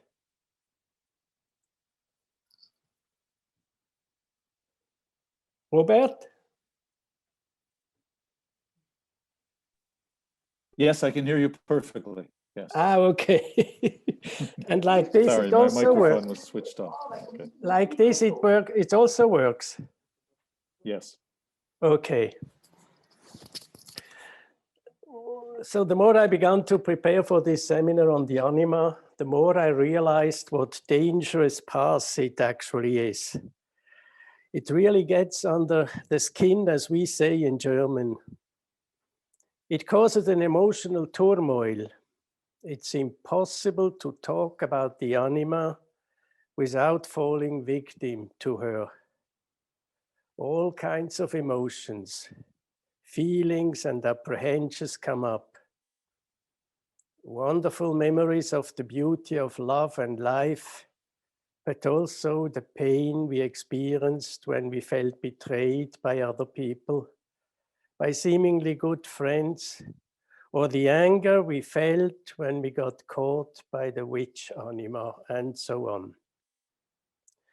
The realm of the anima truly reaches from the highest heavens to the depths of hellfire. Of course, we could now have a sophisticated discussion about the anima, but then we would only talk about some more or less touching psychological theories. The anima does not allow any intellectual talk. Look at Jung's chapter in Ion, where he talks about the psyche, the union of animus and anima. It is very emotional, almost a bit sarcastic. There's even if theories would be a safe path, it would certainly not be satisfying. In fact, it would turn out to be rather boring. Everything would look nice and pleasant and give us an illusion that we can deal with the anima. But then what? The anima would certainly not be pleased. She might even take revenge. The anima is the most exciting inner figure of man. We cannot deal with her. She rather deals with us, which is of course equally true for the animus. This reminds me of a woman, the boring side, reminds me of a woman whom I saw in my practice many years ago, actually decades ago. She was a very distinguished woman with a noble touch, always very nicely dressed. A noble woman indeed, but I was completely bored. So finally I lost my patience and said, "You just can't be as boring as you pretend to be." She was shocked, but it helped. She opened up and all of a sudden we could talk from one human being to another human being. A man would probably have been severely offended by such a statement. He might have fallen into the worst anima mood. But the woman can feel that even in such a rude remark, there is eros in it. She can feel that I want to reach her. So surprisingly enough, she was not at all offended by my rudeness. On the contrary, her spirit opened up and she started to share more vivid material with me. So that is why I don't want to offer you any theories in this seminar, because Jung always emphasized, I have no theory. I just have no rules, no methods. There is a danger among psychologists to psychologize the anima. What does that mean? I remember a client, he was in his early 40s probably. He dreamt of the most wonderful and passionate encounter with a woman. Very lustful and sexual. But all he could say is, so I asked him about this woman and he said, "It's my anima." "No, she's not your anima. She is real," I said. "You have to feel her. She is present." The anima is not a concept or theory. She is real. That reminds me of the first encounter of Marie-Louise von Franz with C.G. Jung. That was in the tower at Bollingen, and Marie-Louise von Franz was only 18. Jung invited some young people because he wanted to see how young people think. And so he served them Bourgogne, these young people, and they enjoyed more and more the Bourgogne. And then Jung told them the story of this patient he had of the psychiatric clinic, and she said, I was on the moon. And Marie-Louise said, no, she thought she was on the moon. She was not on the moon. And then Jung said, no, she was on the moon. And then Marie-Louise thought, either this man is crazy or I have to revision my complete life. I have to think about it. So that's psychologizing the anima as opposed to reality. Now a few words, I must say a few words about the shadow, since we cannot approach the anima unless you first have a certain insight into your shadow. Otherwise, they are hopelessly mixed with each other. The same holds true, by the way, for the animus, Barbara Hanna, in her marvelous book, The Spirit of Inner Truth in Women, that's the best you can read about the animus. She broadly talks about this separation of animus and shadow. Now, we must not cherish the illusion about the fact that the shadow is always lurking around the corner. And the nicer you behave, the more you are smiling, the worse can be the game that he or she secretly plays in the background. To approach the shadow is hard work. And now, if you do it courageously enough, you will greatly benefit from it. Marie-Louise von Franz, she used to say, if you are angry at a colleague of yours, whom you can really not stand, then you must exaggerate and say to yourself, I am even worse than this fellow. Let's say you think he is just an inflated rooster, proud of himself and vain like a princess, but in fact a devil, a real devil pretending to be a saint. Then Marie-Louise von Franz would say, consider all these prejudices and say to yourself, my shadow is even worse. My ambition is unbearable. My narcissism just awful, and so on. And then you will make a surprisingly discovery. It helps. I've often experienced it. It's amazing. But in all this shit, you will find some gold, given that you are honest enough. The more you penetrate your own darkness, the more likely it is that you will find some light.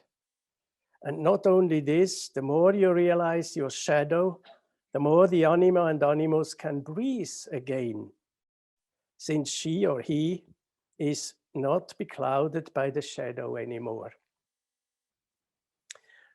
So, the anima. The work with the shadow is just child's play compared with the approach of the animus and anima. No doubt, the anima is the most explosive, the most dangerous inner figure that we have to deal with. But at the same time, also the most inspiring inner figure. She is divine, as we heard in Regina's lecture, and now very bound to earth, sometimes even vulgar. You never really know which face she will show you, her loving side or rather the damaging and threatening side. She can take on any form. She can behave like a queen and soon after like a very ordinary peasant woman. That reminds me of a dream I had more than 10 years ago. I saw the beautiful garden of a country woman. In this, she planted vegetables alternating with flowers. The flowers were of a wonderful blue color, with small petals, building a square. Everything was carefully arranged and in squares, surrounded by bluish-green leaves. Deep stillness and calm emanated from this garden. This dream impressed me so much that I painted it.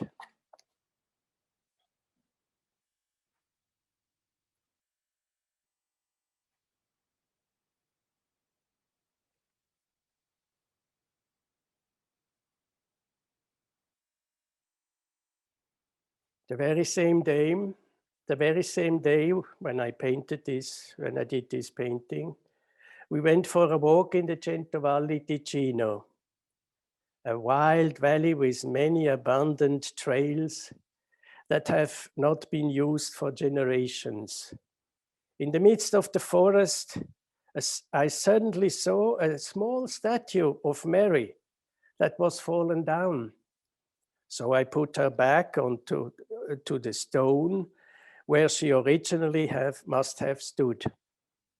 It was obviously a small sanctuary someone has built in honor of Mary. Then, to my great surprise, I saw a bluish plastic flower in the autumn leaves at the bottom. This flower must have once decorated a sanctuary. So I also put it back to Mary. You see, such synchronicities belong to the mysterious realm of the anima or animus. The dream, together with the following experience, reveal an important trait of the anima, her intimate connection with nature and earth. She bounds a man to earth, to the soil. She connects him with the physical or instinctual life, with the animal soul. In dreams, this aspect can be incorporated in the figure of brown or black women, of a gypsy, a peasant woman, as in my dream, but most often, as we heard this morning, just as a little girl that wants to be loved.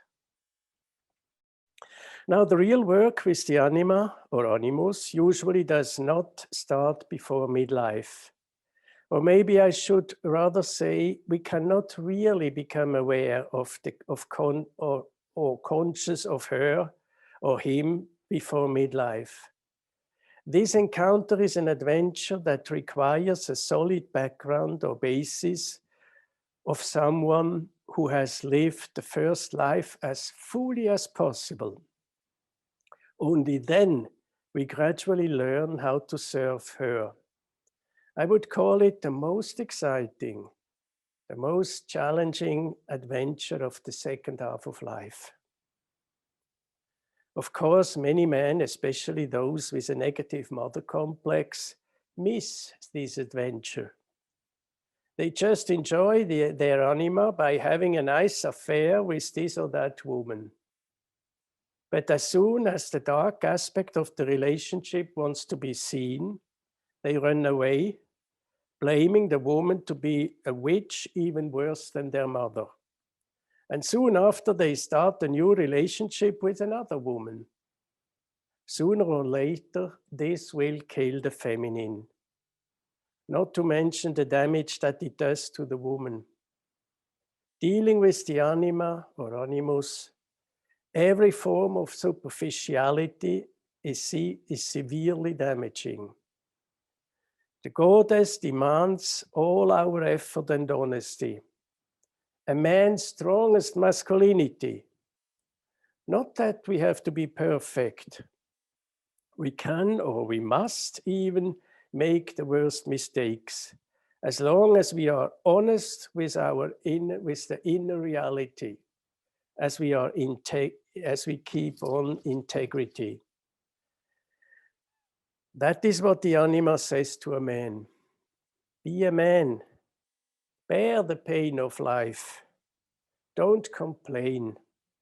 Don't drown in the sea of misery, the swamp of self-pity. On a coat hanger that Gotthilf Isler, one of the most important followers of Marie-Louise von Franz, he found in the tower of Marie-Louise von Franz, and he and his wife, his late wife, inherited the tower. They found on a coat hanger with an inscription which could serve as a leitmotif for this seminar. Nihil timendum nisi deum ad sum. Or maybe it is nisi deo ad sum, both are possible. You don't have to feel anything, fear anything except God, the anima, or the goddess who says, I am here.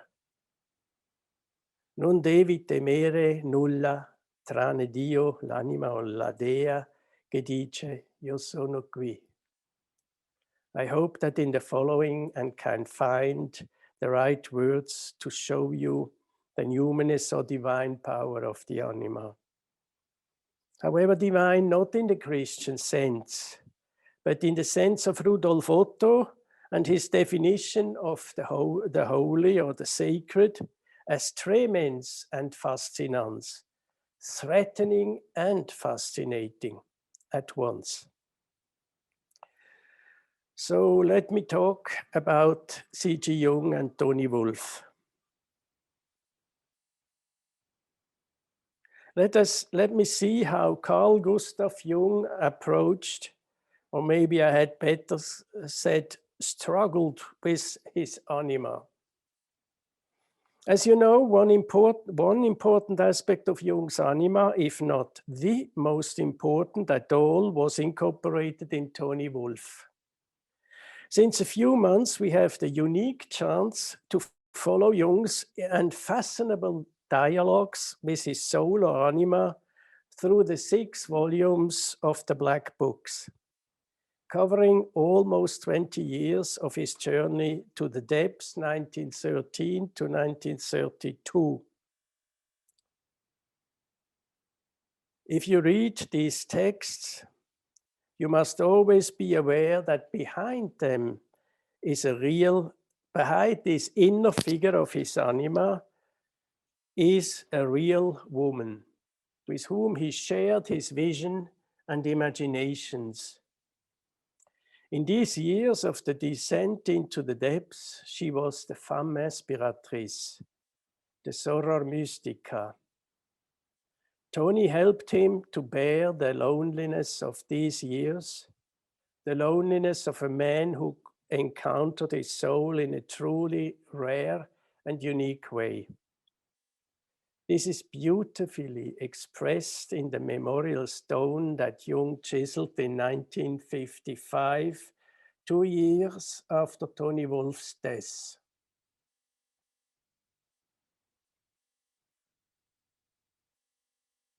Jung put the stone under a ginkgo tree in his garden. However, his son Franz removed it after Jung's death. To the old man observing the falling leaf of the ginkgo tree, you see him on the top, on the bottom, to the right bottom. Jung commented that he, this old man, is in modest harmony with nature. In the East, the falling leaf or blossoms is a widely spread archetypal image. In Japanese poems, a recurring image. The moment between life and death. The very moment when life and death are united by the falling leaf. And that is an expression. To see this falling leaf means to be enlightened. Normally one reads these letters from top to bottom, the left, the Chinese letters, the kanji letters, as Toni Wolff Soror Mystica. But I read it differently. We must see the whole statue, and that includes the ginkgo tree or branch. So my reading would be To, that's the first kanji letter, Ni, that's you see that's the phonetic meaning of these kanji letters, To, Ni, and the third kanji letter is the Chinese letter for a wolf. So we have Toni Wolff. And now I want to include the ginkgo tree and say, full of passion. Passion of the union of the opposites. And then the nun, that is the religious, more introverted aspect. But now, this is a mystery.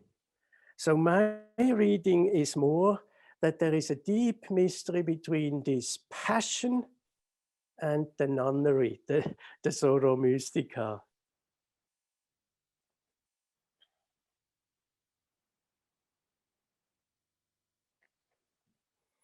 So who is this woman? There is a wonderful book by Nan Healy, Tony Wolff and C.G. Jung, a collaboration on her. They first met in September 1910.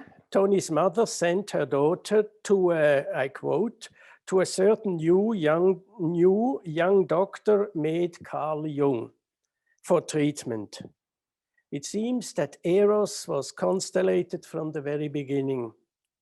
This might have had to do, among other reasons, with the fact that Tony was deeply involved in Greek mythology. She was even more knowledgeable than Jung. But she was also very familiar with the Eastern mind, mainly with Eastern Indian religion, that is Tantrism. She knew many ancient texts of Tantrism which describe, as Nan Healy beautifully puts it, a love that grows out of the seeds of the earth, but reaches up to the arch of the heavens. A redemptive love in which the body and the spirit unite, so that the human and the divine becomes one. This must have deeply impressed C.G. Jung, or as I had better said, his anima, spinning somehow a web of eros around her. At first, Jung hesitated to pursue a deepening bond with her, with Tony Wolff. It seems that they both felt their mutual love. In the following day, Jung decided to stop analysis. The separation lasted for almost 1 year. In this period of no contact, Jung had several dreams and experiences that strongly suggested to him not to give up or even betray his feelings for Tony Wolff.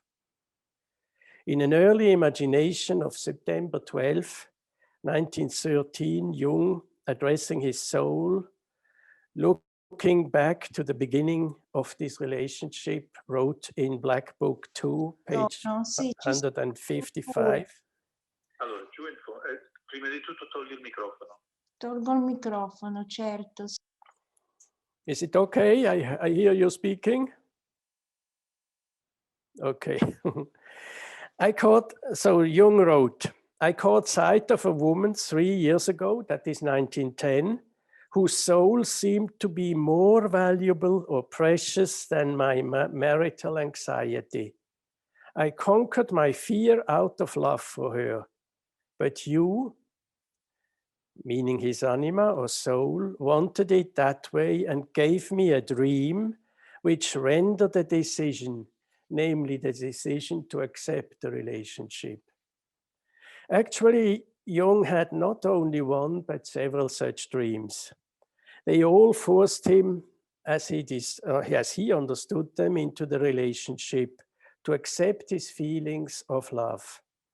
He gradually realized that to relinquish the relationship due to conventional reasons would have severely damaged not only her or his soul, but also his marriage and his children. In the following, we must have a look at the so-called protocols. The protocols contain the autobiographical texts of C.G. Jung, dictated when he was in his 80s. They are not published yet, but there are plans to publish them. These notes served Aniela Jaffe as a basis to compose the Jungian biography, Memories, Dreams, Reflections.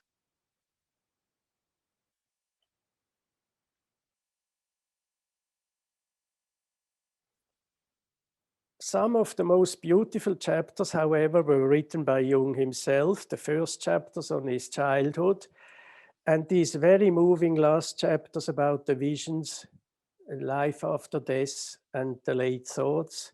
When Erich Neumann read these last chapters only a few months before his own death, he wrote to Jung and told him, "This is the most beautiful text I have ever read from you."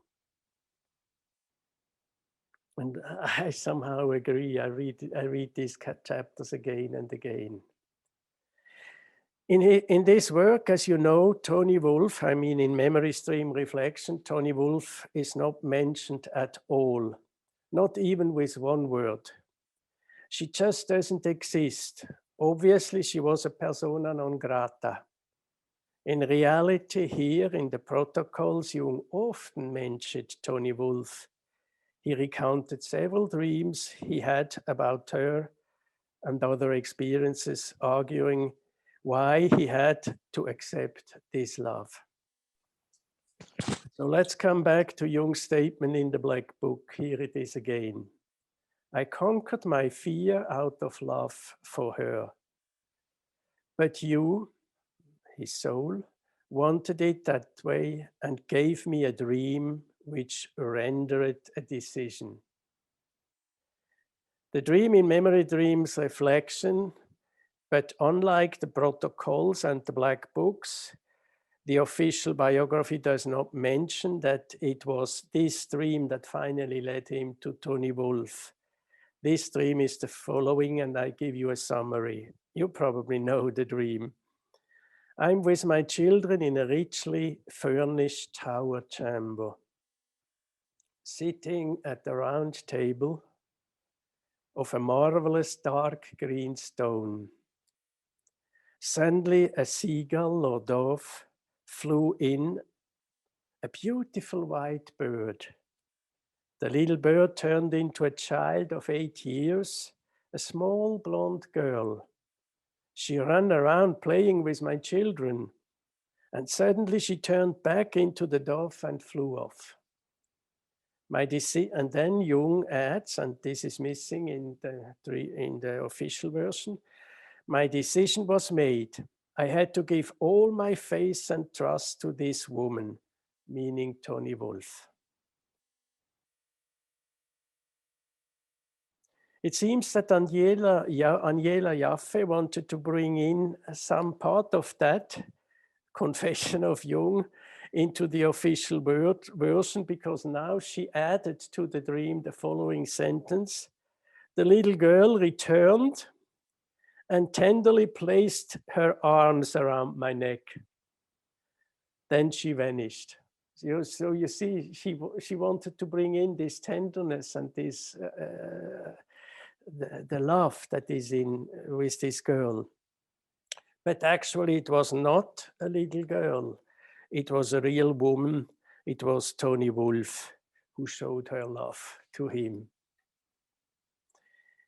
In the Black Book, just after this dream, Jung added, and of course that's also not in the official version, you know, my soul, what blessing was bestowed through that upon me, my wife and my house, meaning my children.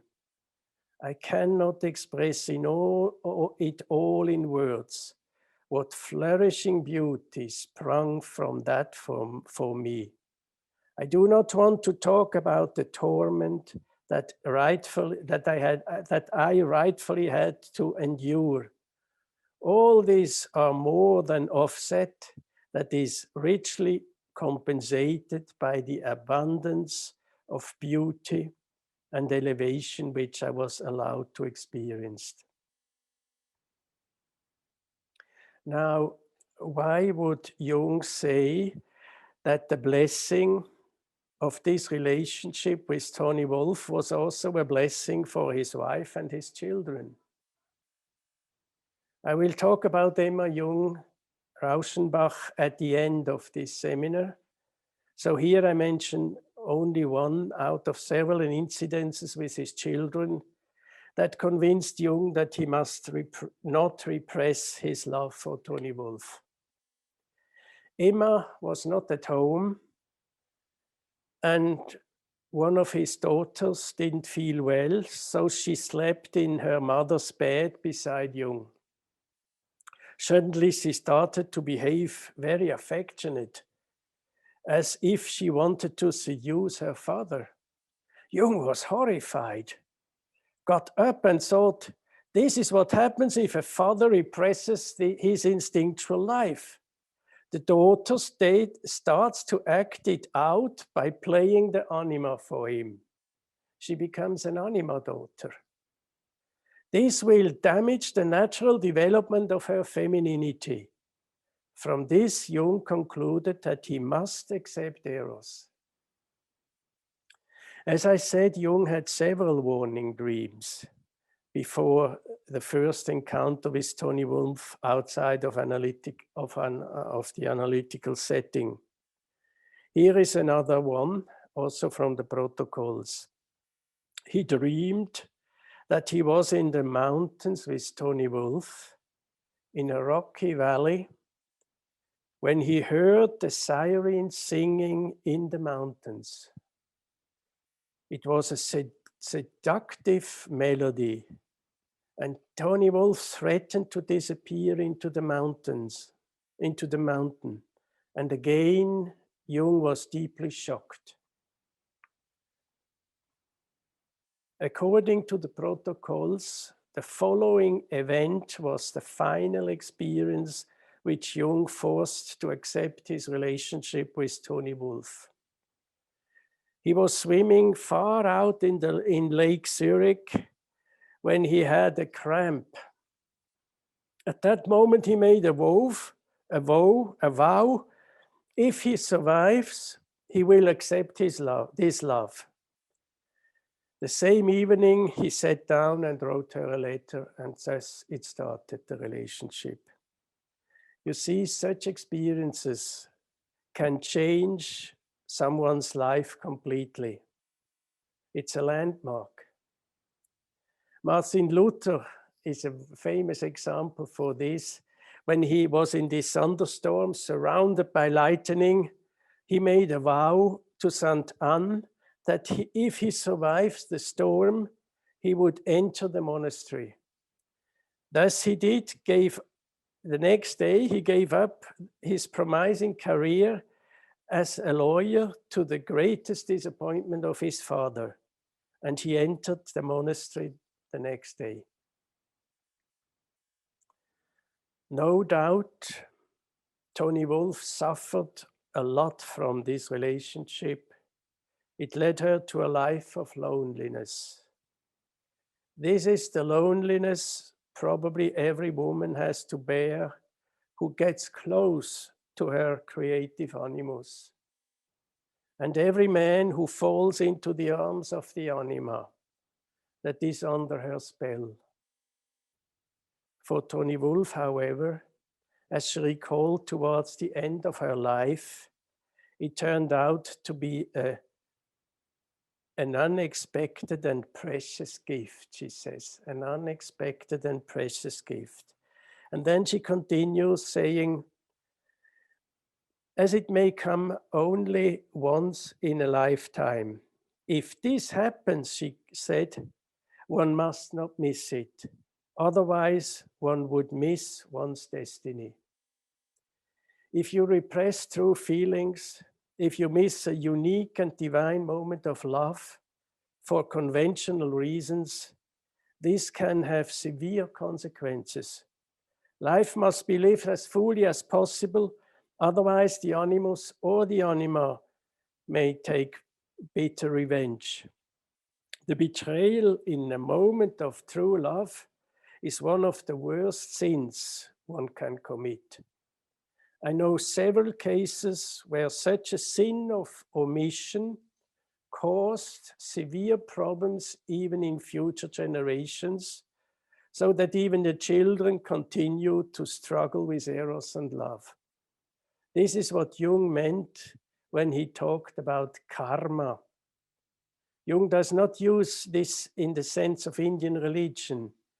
For him, karma is responsible for the psychic prefiguration psychic prefigurations that we have inherited from our ancestors and their cultural environment, such as the religious background. These prefigurations include first and foremost the unsolved problems and questions of our ancestors to which we must find an answer. So back to Tony Wolff. It is no exaggeration to say that she saved him from drowning in the sea of unconscious material. She must have had an extraordinary gift, a psychic gift in helping others encounter the unconscious images. In the protocols, Jung said, it was a participation mystique, or mutual exchange of their fantasies that lasted many years. Only 1 week after Jung had the dream of that bird that turned into a girl, he received a first important message of his soul. Jung said, it's terribly difficult, more solitude, more depth. That's what is needed. It cannot be achieved hastily. I should have learned this. And to this his soul answered, pray to your depths, wake the dead. Pray to your depths, wake the dead. After his encounter with the anima, Jung was more and more concerned with the dead. I just mentioned the Septem Sermones ad Mortuos, a tremendously fascinating story that started on a Sunday, January 16, 1916, when his house, Seestrasse 228, was haunted by ghosts. I would love to go into this topic. It's so rich.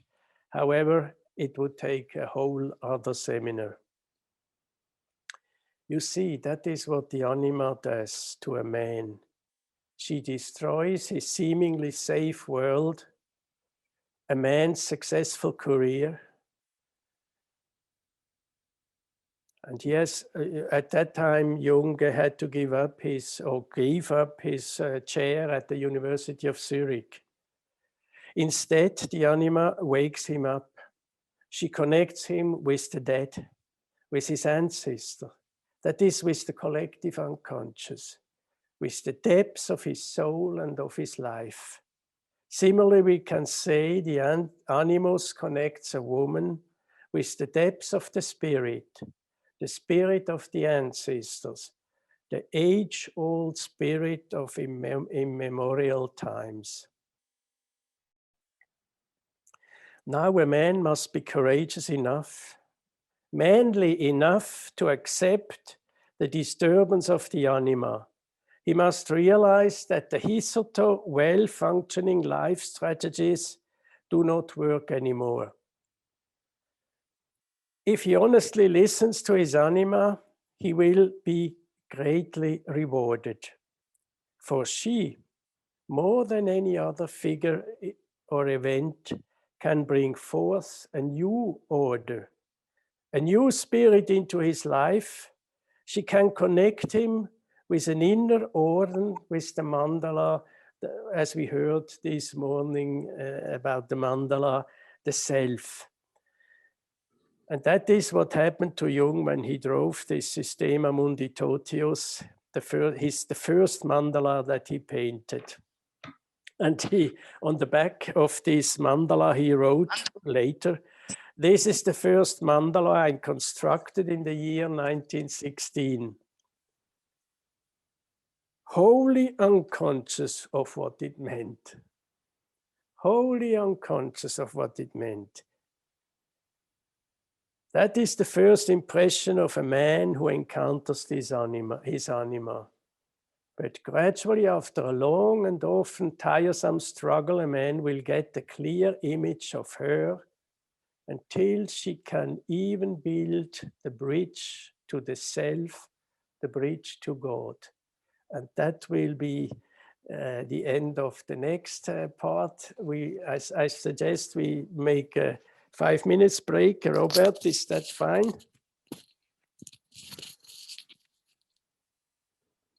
I cannot hear. Yes, fine. 5 minutes. 5 minutes. 5 minutes. Good. Okay. Good.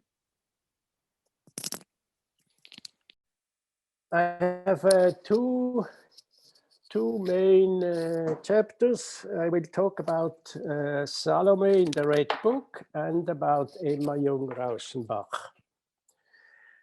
Looking back to the years, his encounter with the unconscious, that is with his soul or anima, as presented in the Red Book, Jung said, "My enduring these storms was a question of brute strength. Others have been shattered by them, Nietzsche and Hölderlin and many others. But there was the demonic strength in me. And from the beginning, there was no doubt in my mind that I must find the meaning of what I was experiencing in this fantasy. My enduring these storms was a question of brute strength." What the official version of Jung's Memory Streams Reflections does not say that these storms has not only to do with the inner turmoil caused by the overwhelming fantasies and visions, but rather with the agonizing struggle with the problem of love as he experienced it with Tony Wolff. Now, again, I refer to the protocol to say so. Now, before I go into the material of the Red Book, I will share with you my first reaction immediately after I saw this text in 2009. I was deeply moved. I was fascinated, and my unconscious immediately reacted with vivid dreams. I will share just I give you one example. The first night after I started reading the Red Book, I had the following little dream.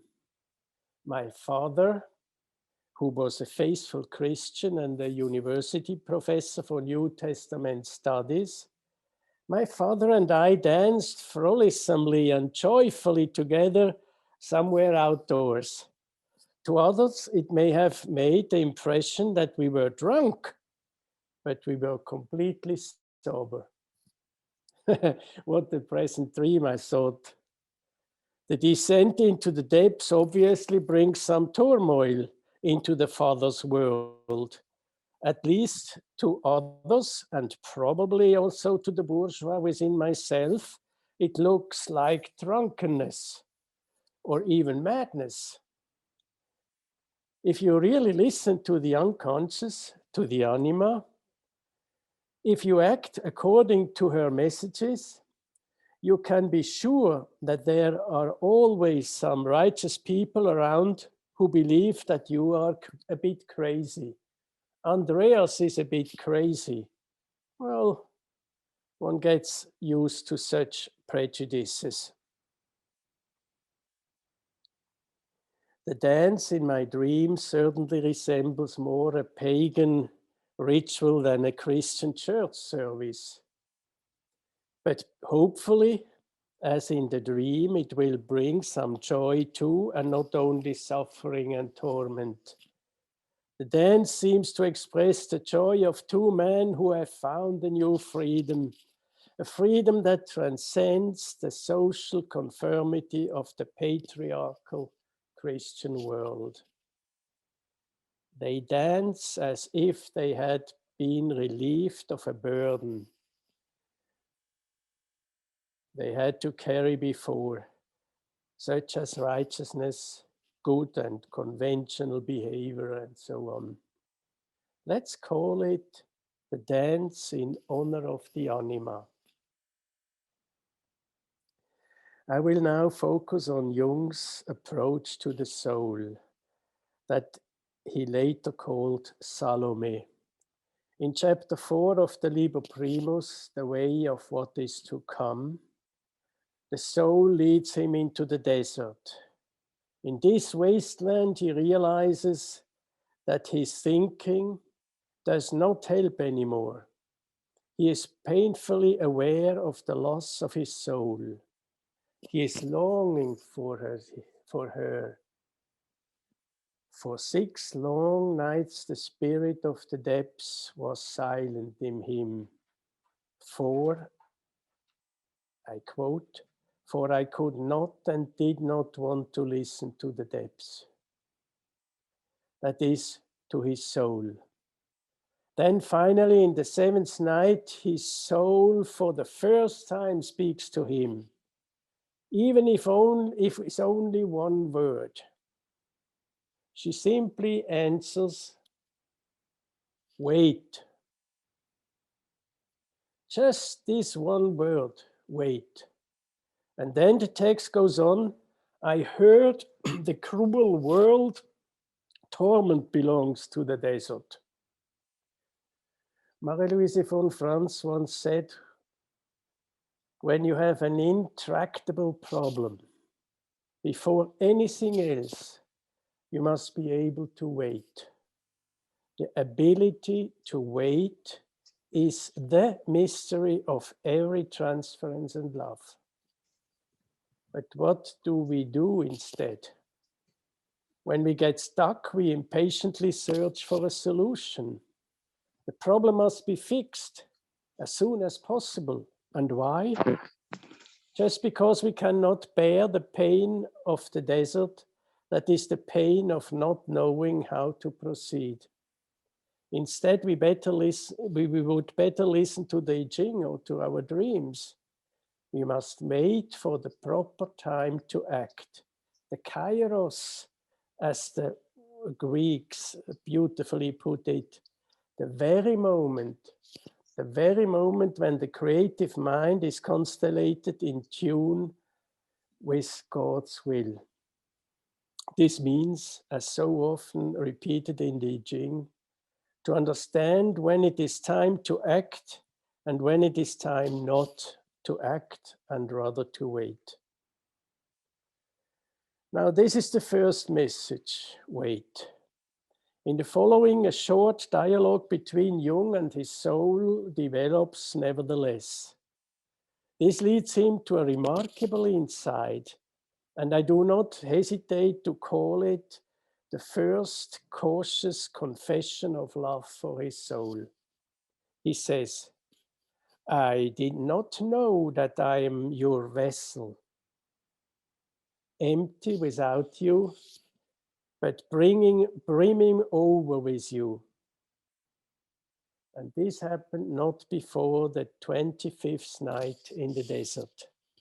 Such a long time it took his soul to answer, out of the shadowy being and into her own life.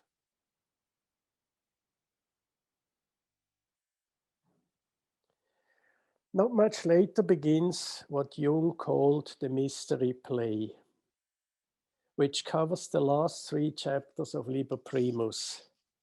To me, this is the most important text of the Red Book. The play contains Jung's encounter with Elijah, with his daughter Salome, with the black serpent and the divine child. Elijah, the prophet of old, introduces himself and his blind daughter Salome to Jung. Jung is deeply shocked that Salome should be the holy man's daughter. He asks, the daughter of Herod? The bloodthirsty woman? The bitch? Yes, she, who demanded the head of John the Baptist.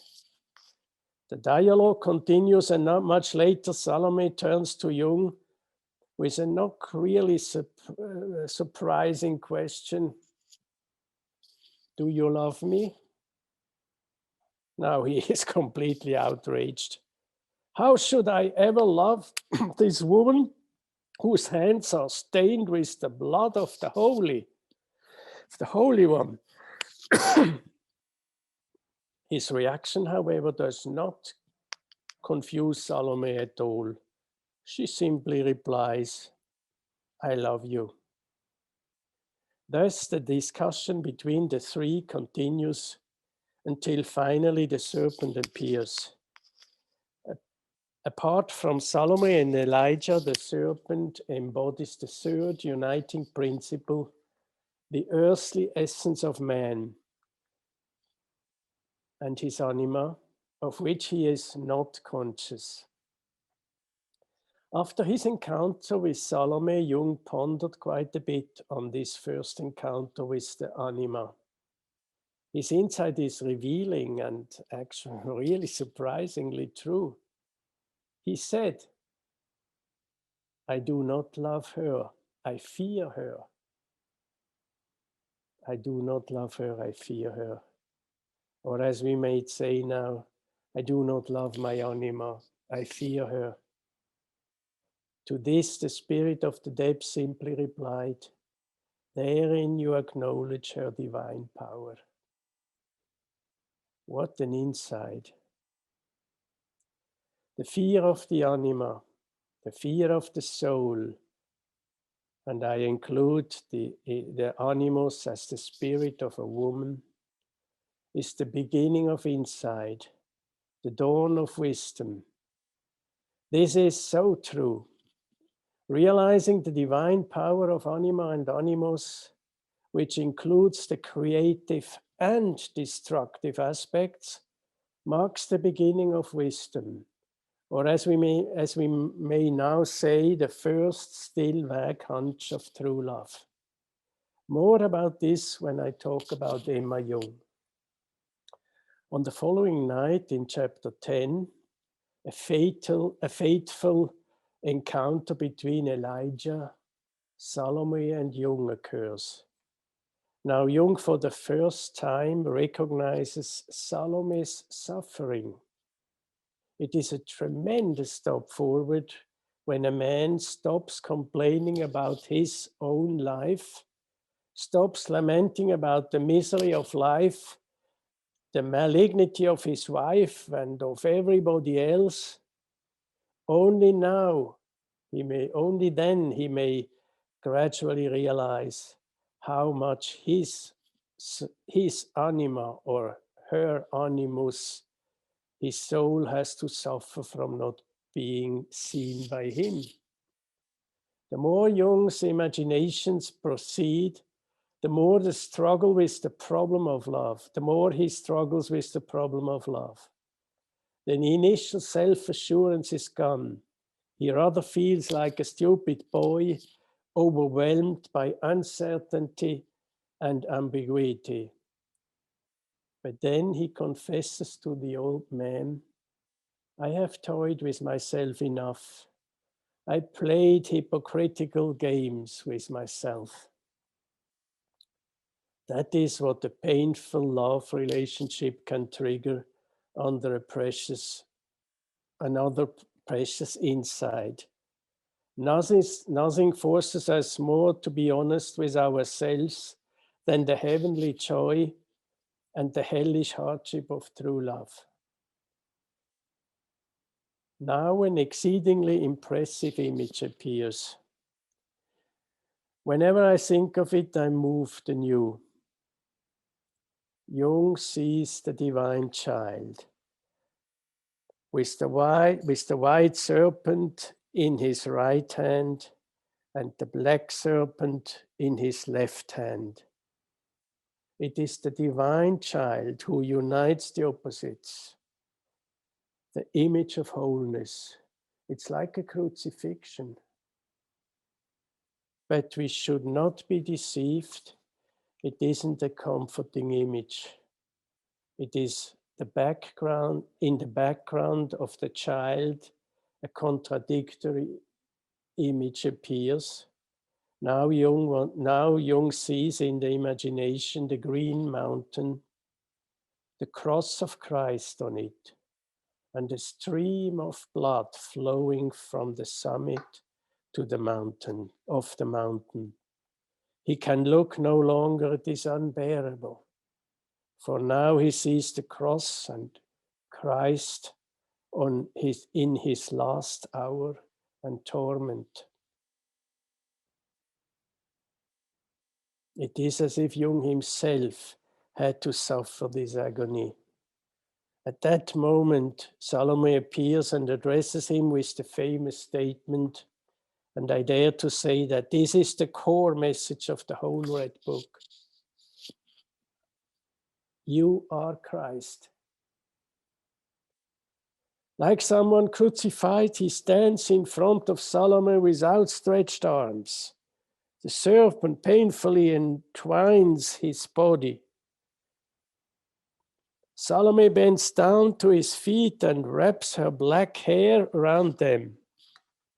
And suddenly she opens her eyes, crying out, I see light. At that moment, the serpent falls away from Jung's body, and Salome had regained her eyesight. Now what happened to the anima? Obviously, his suffering had healed her blindness. Or maybe I had better said their mutual suffering had healed her and thus also his blindness. I can imagine that the anima of a man does not really awaken unless he had experienced and accepted a truly intractable conflict. And very often this is a conflict of love. Of course, there is one condition for such healing, namely that he does not run away like a coward little boy, that he is courageous and humble enough to bend down his head, accepting, not solving, accepting the conflict. In the following, we do not hear of Salome anymore.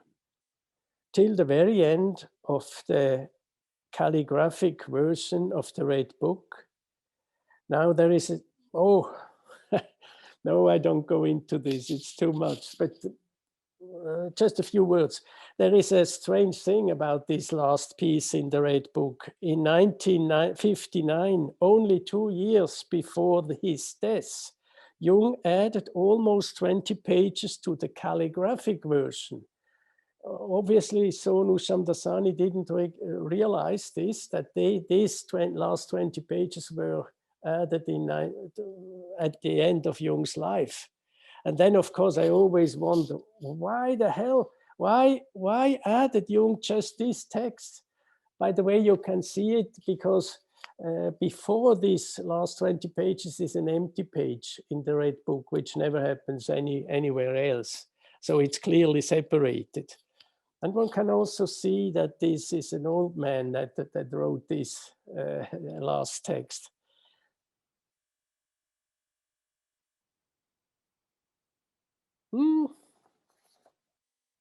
Yeah, maybe I can tell you. I always wonder why would he have added this last text 2 years before his death, and one reason is that in this text you find a complete new approach of Jung to Salome. Salome is not mentioned in the whole second book of the Liber Secundus, apart from this passage. And there he says, I thank you for your love. It is beautiful to hear you speak of love. It is music and old, far-off homesickness. Look, my tears are falling because of your good words. I want to kneel before you and kiss your hands 100 times because they want to give me love. You speak so beautifully of love. One can never hear enough of love being spoken. That is in this very last passage. So now to end with, I come to Emma, a few words about Emma Jung-Rauschenbach. I have spoken at length about Tony Wolff, the Red Book, So it is really time now to mention Emma Jung, Jung's wife, whom I admire so much. In the relationship between CG and Emma, this relationship was fate. Jung saw Emma for the first time when he visited the house of Rauschenbachs in Schaffhausen. At that time, Emma was only 14 years old. However, Jung immediately knew that this girl will become his future wife. And thus it happened. That's fate. People always believe that they have chosen their partner because of this or that, be it her beauty or his intelligence or whatever. This is nonsense. We are chosen. It happens to us due to some unknown, unconscious constellations. And then we have to listen. Maybe we could even say the more we make our own choice, the worse the relationship will be. If love is mixed with any kind of intention, let's say to be safe in a bourgeois relationship or to escape the hardship of loneliness in the present life, then there is poison in it from the very beginning. With Emma and C.G. Jung, it was different. Despite the hardship the marriage had to go through, there was great blessing in it. Now, who was she, Emma Jung Rauschenbach? Many years ago, Susi Trüb, that is Tony's sister, showed me a long letter of Emma Jung that she wrote to Tony Wolff. It seems that in this time, Tony Wolff withdrew from Jung, maybe because the relationship with him became too painful for Tony. In this letter, however, Emma asked Tony Wolff to accompany C.G. Jung on his trip to England because he needed her. What a big heart must she have had, Emma, to accept and even to support this relationship of her husband with Tony Wolff without bitterness and jealousy. There was a time, however, when Emma, Tony, and the Jungian psychiatrist C.A. Meyer discussed. He was the president of the Jung Institute for a while. When these three people discussed their dreams together, they obviously wanted to avoid disturbing and poisoning projections onto each other. And again, I can only say what courageous women must they have been to deal with this certainly hellish and difficult triangle. I'm sure they all suffered a lot, but for Emma Jung, we have the most beautiful testimony that her suffering was not in vain.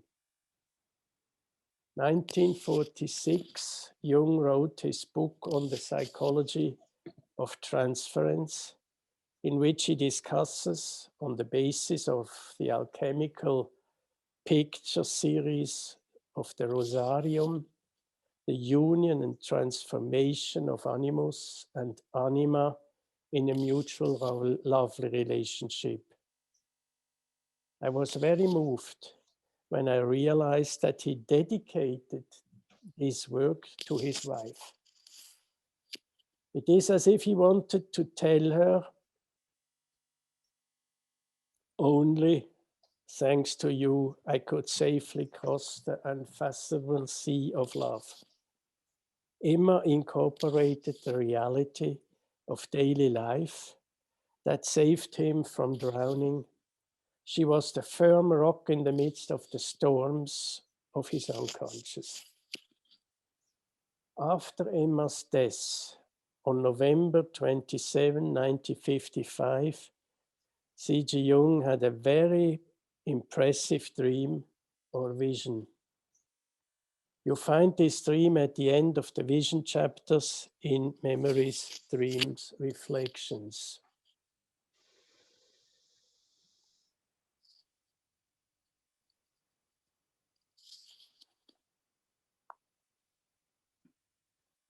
She stood at some distance from him, looking at him. She was in her prime, perhaps about 30, and wearing the dress which had been made for her by his cousin, the medium. It was perhaps the most beautiful dress she had ever worn. Her expression was neither joyful nor sad, but rather objectively wise and understanding, without the slightest emotional reaction, as though she were beyond the midst of affects. The image contained the beginning of our relationship, the events of 53 years of marriage, and the end of her life also. Face to face with such wholeness, one remains speechless for it can scarcely be comprehended. In the following, Jung speaks about the objectivity which he experienced in this dream and says, this is part of a complete individuation, una individuazione compiuta. It signifies detachment from valuations and from what we call emotional ties. And then he continues stating that in general, emotional ties are very important for us, but they still contain projections. It is essential to withdraw these projections. Emotional relationships are relationship of desires. Objective cognition, as opposed to it, lies hidden behind the attraction of the emotional relationship. It seems to be a central secret. Only through objective cognition, as shown in Jung's vision of Emma, is the real conjunctio possible. The real conjunctio.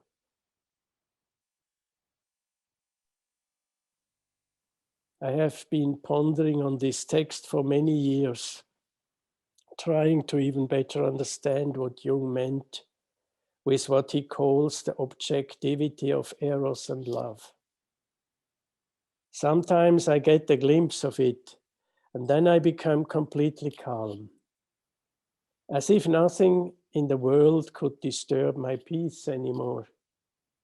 But don't think that this lasts. Soon after, I'm only a pure human creature again, full of longing, worries, and sorrows. At the very beginning of her lecture, Regina said that she is always delighted to meet a man who has developed his anima, at least to a certain degree.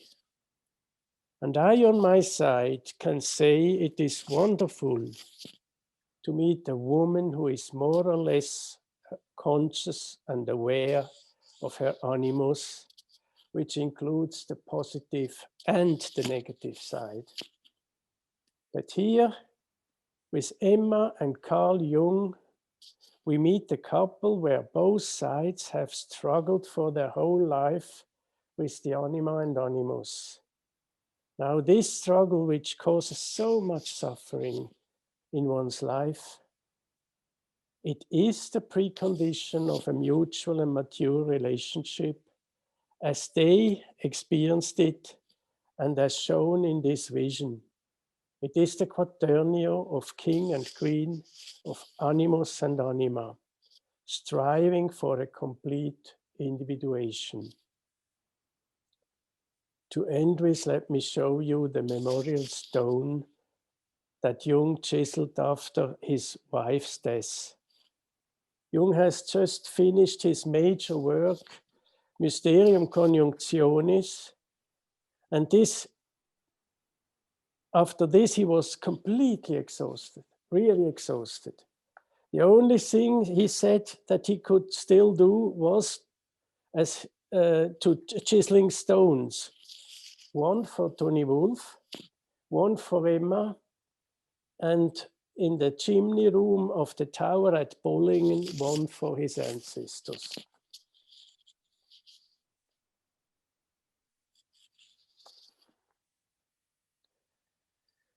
Jung placed this statue in, or little temple, in the inner court in front of the tower. It is beautiful. It's about 1 meter high. O vas insigne devotionis ed obedientia. O incomparable vessel of dedication and obedience to the spirit of the ancestor and the soul of my so very much beloved and faithful wife, Emma Maria. She completed her life. After her suffering and death, she was consoled. She passed over into the secret of eternity in the year 1955. Her age was 73. Her husband, C.G. Jung, had made and placed this stone here in 1956. Above the temple are the sun, you see the sun and the moon.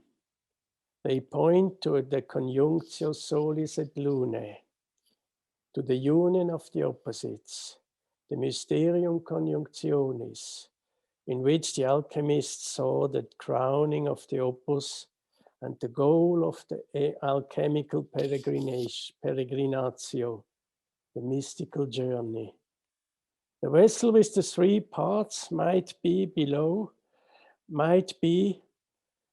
an allusion to the mystery of the Grail vessel that Emma Jung studied for decades.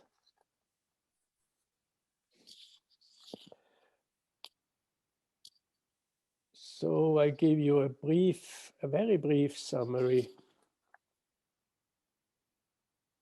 As we have seen, the realm of the anima reaches from the instinctual, physical, and sexual life up to the highest heights of the spirit. As mediatrix, she wants to connect the opposites. She strives for the highest possible degree of wholeness. And when we get along with her in a more or less accepting manner, she might become our companion to the other world. For decades, we have to struggle with the anima.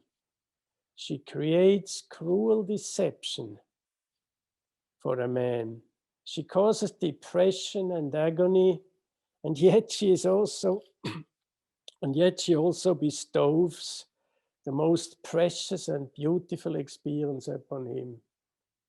How dull would his life be without her constant intervention and disturbances? At times she may behave like a bitch, just to reveal herself soon after as the most tender lover. Godi Isler, who in December last year turned 90, gave a beautiful talk at the Center of Depth Psychology. It was his last lecture, and after many years of lecturing, he talked in a very personal way about his own path of individuation, mainly a path of struggling with the anima, who played a great and often painful role in it. In this talk, he said, "It may be that for me, at my old age, the anima prevails a transition to the self, and thus, what for me can't be too far away, the transition into the eternal home." And then he quoted Marie-Louise von Franz, who wrote in her moving commentary on the Aurora Consurgens, It should be noted that the fixatio, that is the incarnation of the self, takes place somewhere in the beyond, in the unconscious. For the treasure house of wisdom, like the heavenly Jerusalem and the courts of the Lord, is not of this world. C.G. Jung's encounter with the anima in our time, that was my title. And this is paradoxical for two reasons. Firstly, because every encounter with the anima or animus is paradoxical, namely a reality of this world, and at the same time a mystery you can never solve. And secondly, because Jung's exceptional journey with the anima is timeless, as every real encounter with the depths of the soul, it is eternal as every moment of true love. Thank you.